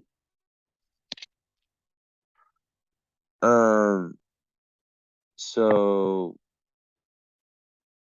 yeah, what happens when you have this is that there's like a special need to focus your energy in a certain place. Like so, like there can also be like untamed energy with untamed anger. So if there is any anger, it can just like if you like you'll know if you have unaspected Mars or not by the fact that like when you get angry, you just go off, or do you feel like there's something that can hold you back, right? So like, there's a huge need for like you know there's a huge need for being able to, I guess, express anger in like a healthy way, right?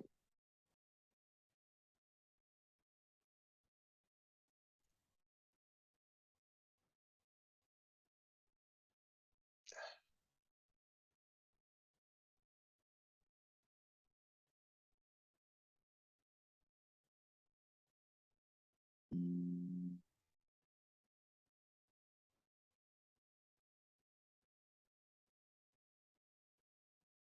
Yeah, it's very like good for like motivation and having like a high energy um output, excuse me. Outlet is the next word I want to use. So it's like it's important for people who have that to have like a creative outlet or have a physical outlet, you know, like do something, like have something they're doing all the time, like if it's like kickboxing or boxing or going to the gym, running, whatever. It's very important. Um, what have I not covered about Aquarius? I feel like I know the signs so well. They're super mysterious. So you know, with these like Scorpio and Aquarius, like you might, how long is this reading going so far? 220. Oh my God. You might feel like like people like might look at you, they might feel like they just like they can't read you, like you're unreadable, um, unpenetrable, right?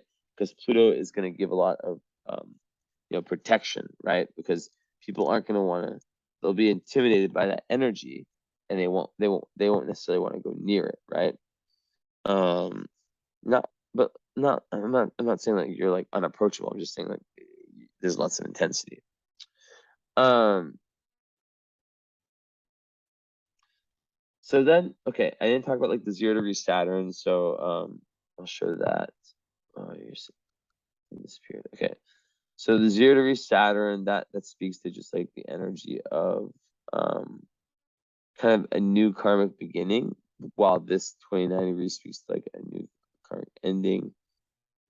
Um, so like 0 degree Saturn in Pisces, yeah, it's just like starting. It's like the starting of a, you know, it's the last sign, so it's like the beginning of a new stage in your soul's maturation in terms of like, you know, you as like a worker, you as a self-disciplined human being, and you know, it's it can behave in tons of different ways. Um, but the most important thing you need to know is the energy is raw. Um, so there can be lots of like early lessons that are kind of difficult to learn, and that speaks even, you know, further back to like, you know, it is on your IC. Like difficult lessons learned early in life. Um, okay, so aside from that,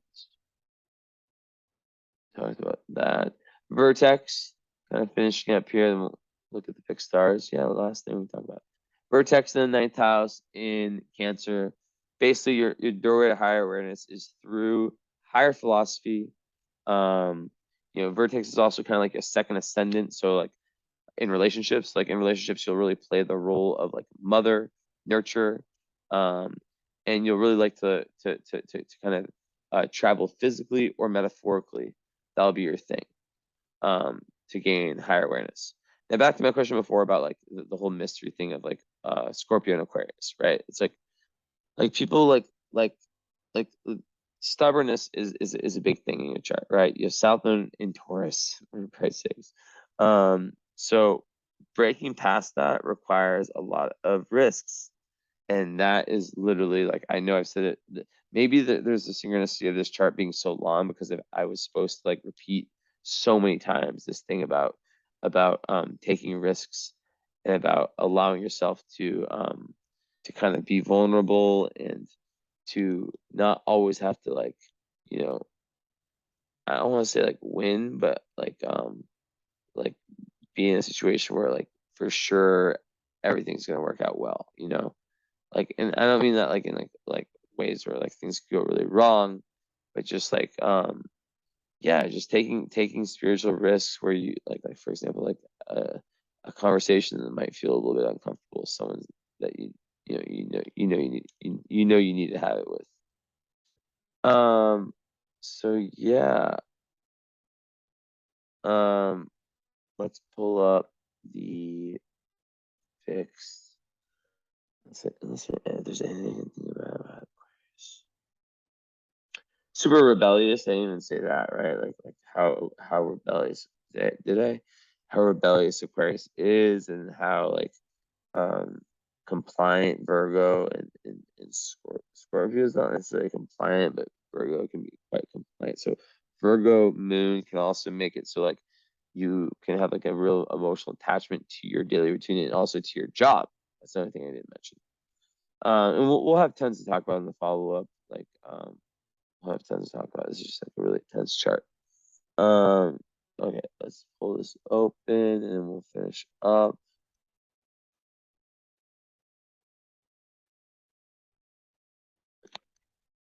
And I had already had this open earlier, but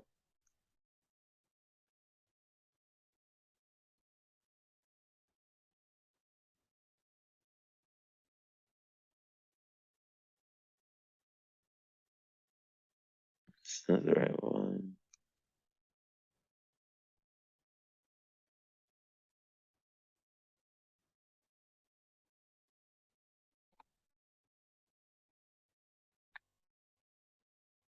Okay, so let's see fixed stars.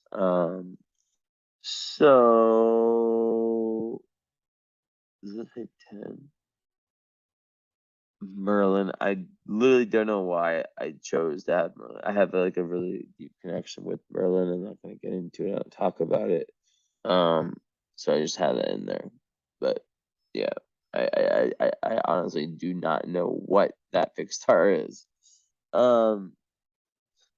Okay, you had Algol. Okay, that was a really good one. You had Algol on your descendant. That's one I know. Cupido on your ascendants that could like make you like very very seductive just naturally. And I don't think I really saw much else. Yeah, I kind of didn't go through these at the start.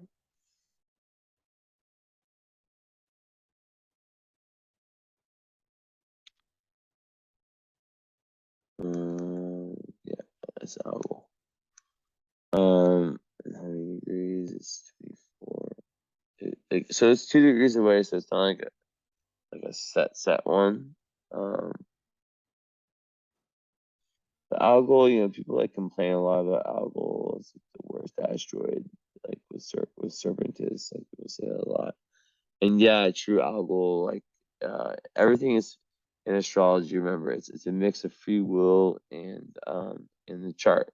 So that's like why we have the follow up is to really discuss like how your free will has played out in compared to the chart.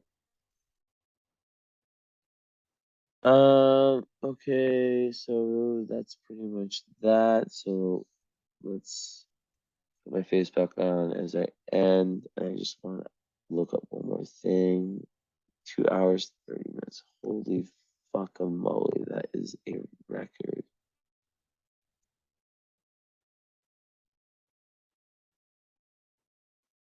You know, that's me as an astrologer. Like, I'm like, if I am struggling to figure something out, I will go an hour more than like, or even like an hour and a half more than like I probably should go, or most astrologers would probably go. Okay, so I'll go on the descendant. Let's see if we can find any information on that. It is, descendant rules like your partner. So like a logical thought would be like, well, it probably means that you have an evil partner, but obviously not. His eyes like literally like bugging me so much. And this one too. Except brightness. I think they sell like sunglasses you can wear. I look like such a fucking nerd. There's like anti-glare sunglasses. And I need a day off tomorrow, like from screens. I swear to God. I just do I have any appointments? Let me check. I know I do, but like I just want to.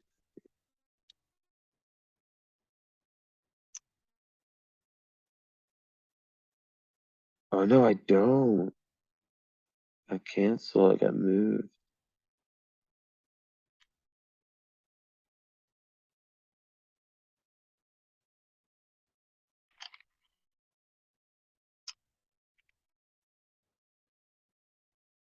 Jeez. Okay, anyways. So, Algol, can we find anything about the descendant Algol? I mean, I have my own guesses already.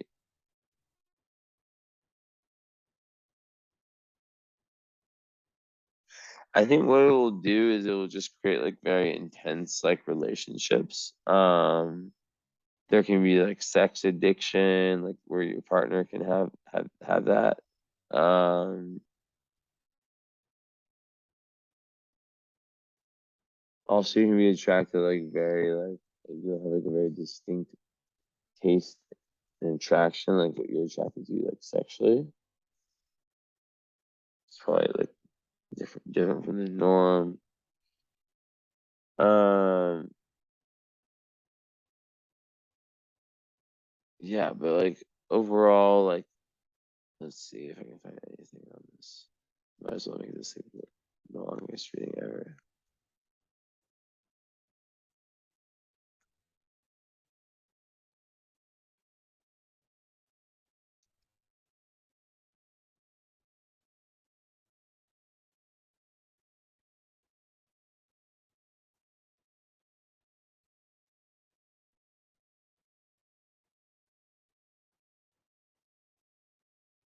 I literally can't read unless I like close one eye right now. This is so fucked. Hey Fetish, here's the boy. Hmm.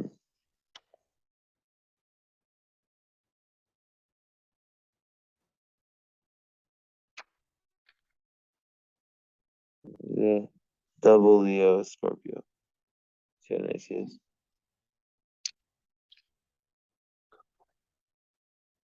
Get your ball face. Let's play fetch. I have dog cats. Um. Okay, let's see what the fuck people are saying.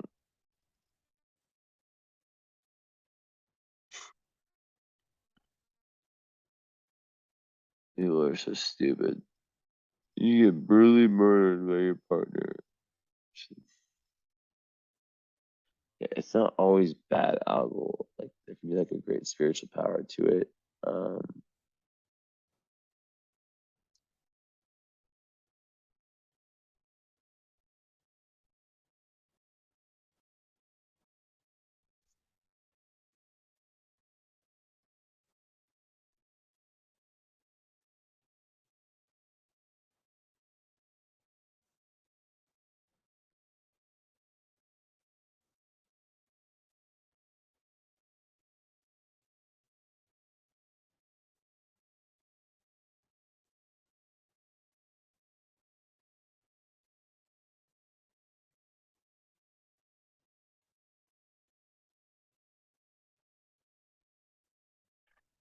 Okay, here's a good source to this. If it isn't exactly under a degree, which yours is 2 degrees, I wouldn't consider it a factor. There's superior information on fixed stars in books and read online, which I have those books, but I have one of them.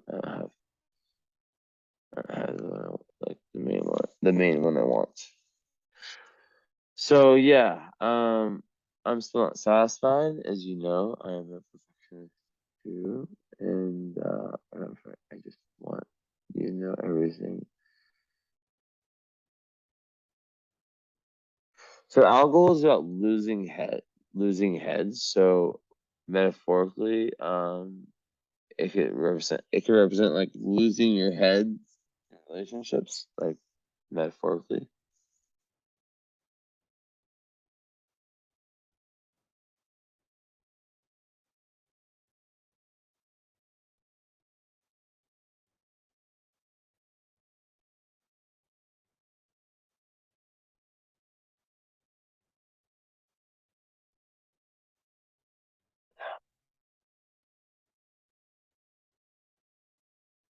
So here it says, you lose yourself in relationships or around people you love. This will bring you a place where you will feel strong meaning in your life. Descendant. When the DC is hard aspect, you'll get fought in the harmony. That makes sense.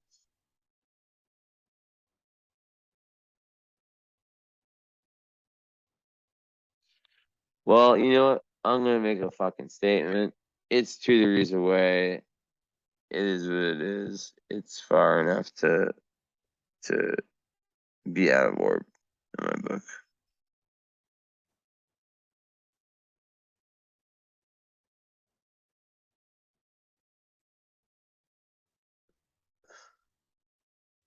All right. Well, my eyes are officially screwed.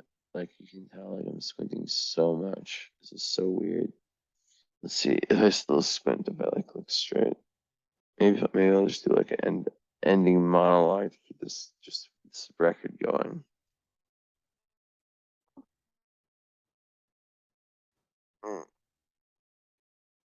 So very interesting chart. Lots to still uncover. Very curious about a lot of aspects of your life. Very curious about how the Pluto plays out in ascendant. Very curious about how you deal with the Leo and Aquarius, and then also the Virgo in the house of Aquarius, and a lot of other things. You know, having all those 4 planets.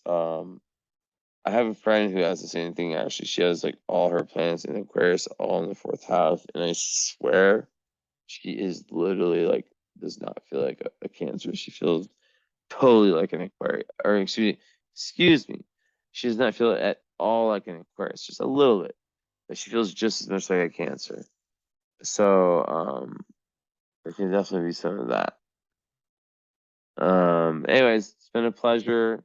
I hope you enjoyed. You have literally probably beaten my all-time record, maybe like when I was like a young astrologer, yeah, when I was like doing readings for people at my school, like for like $60 or $50. I was doing full natal chart and current astrology like back to back. Like, yeah, that may have been a little bit longer. That in terms of like a recorded, like since I started posting on YouTube, you know, this is by far my longest one by probably 40 minutes. So I hope you enjoyed it. I hope my eyes squinting didn't distract you, and I hope that I hope that you got a lot out of it. And I know there's a lot of information. I know that I probably repeated myself quite a bit because there was just it was a chart that had so many nuances. And I'm excited to speak to you live. So message me when you're ready. Most people will watch this the first time all the way through. I know it's a long one, but they'll take notes, and or some people just don't do it. So whatever works for you, all the best. Peace and love. I'll talk to you there. All right, bye-bye.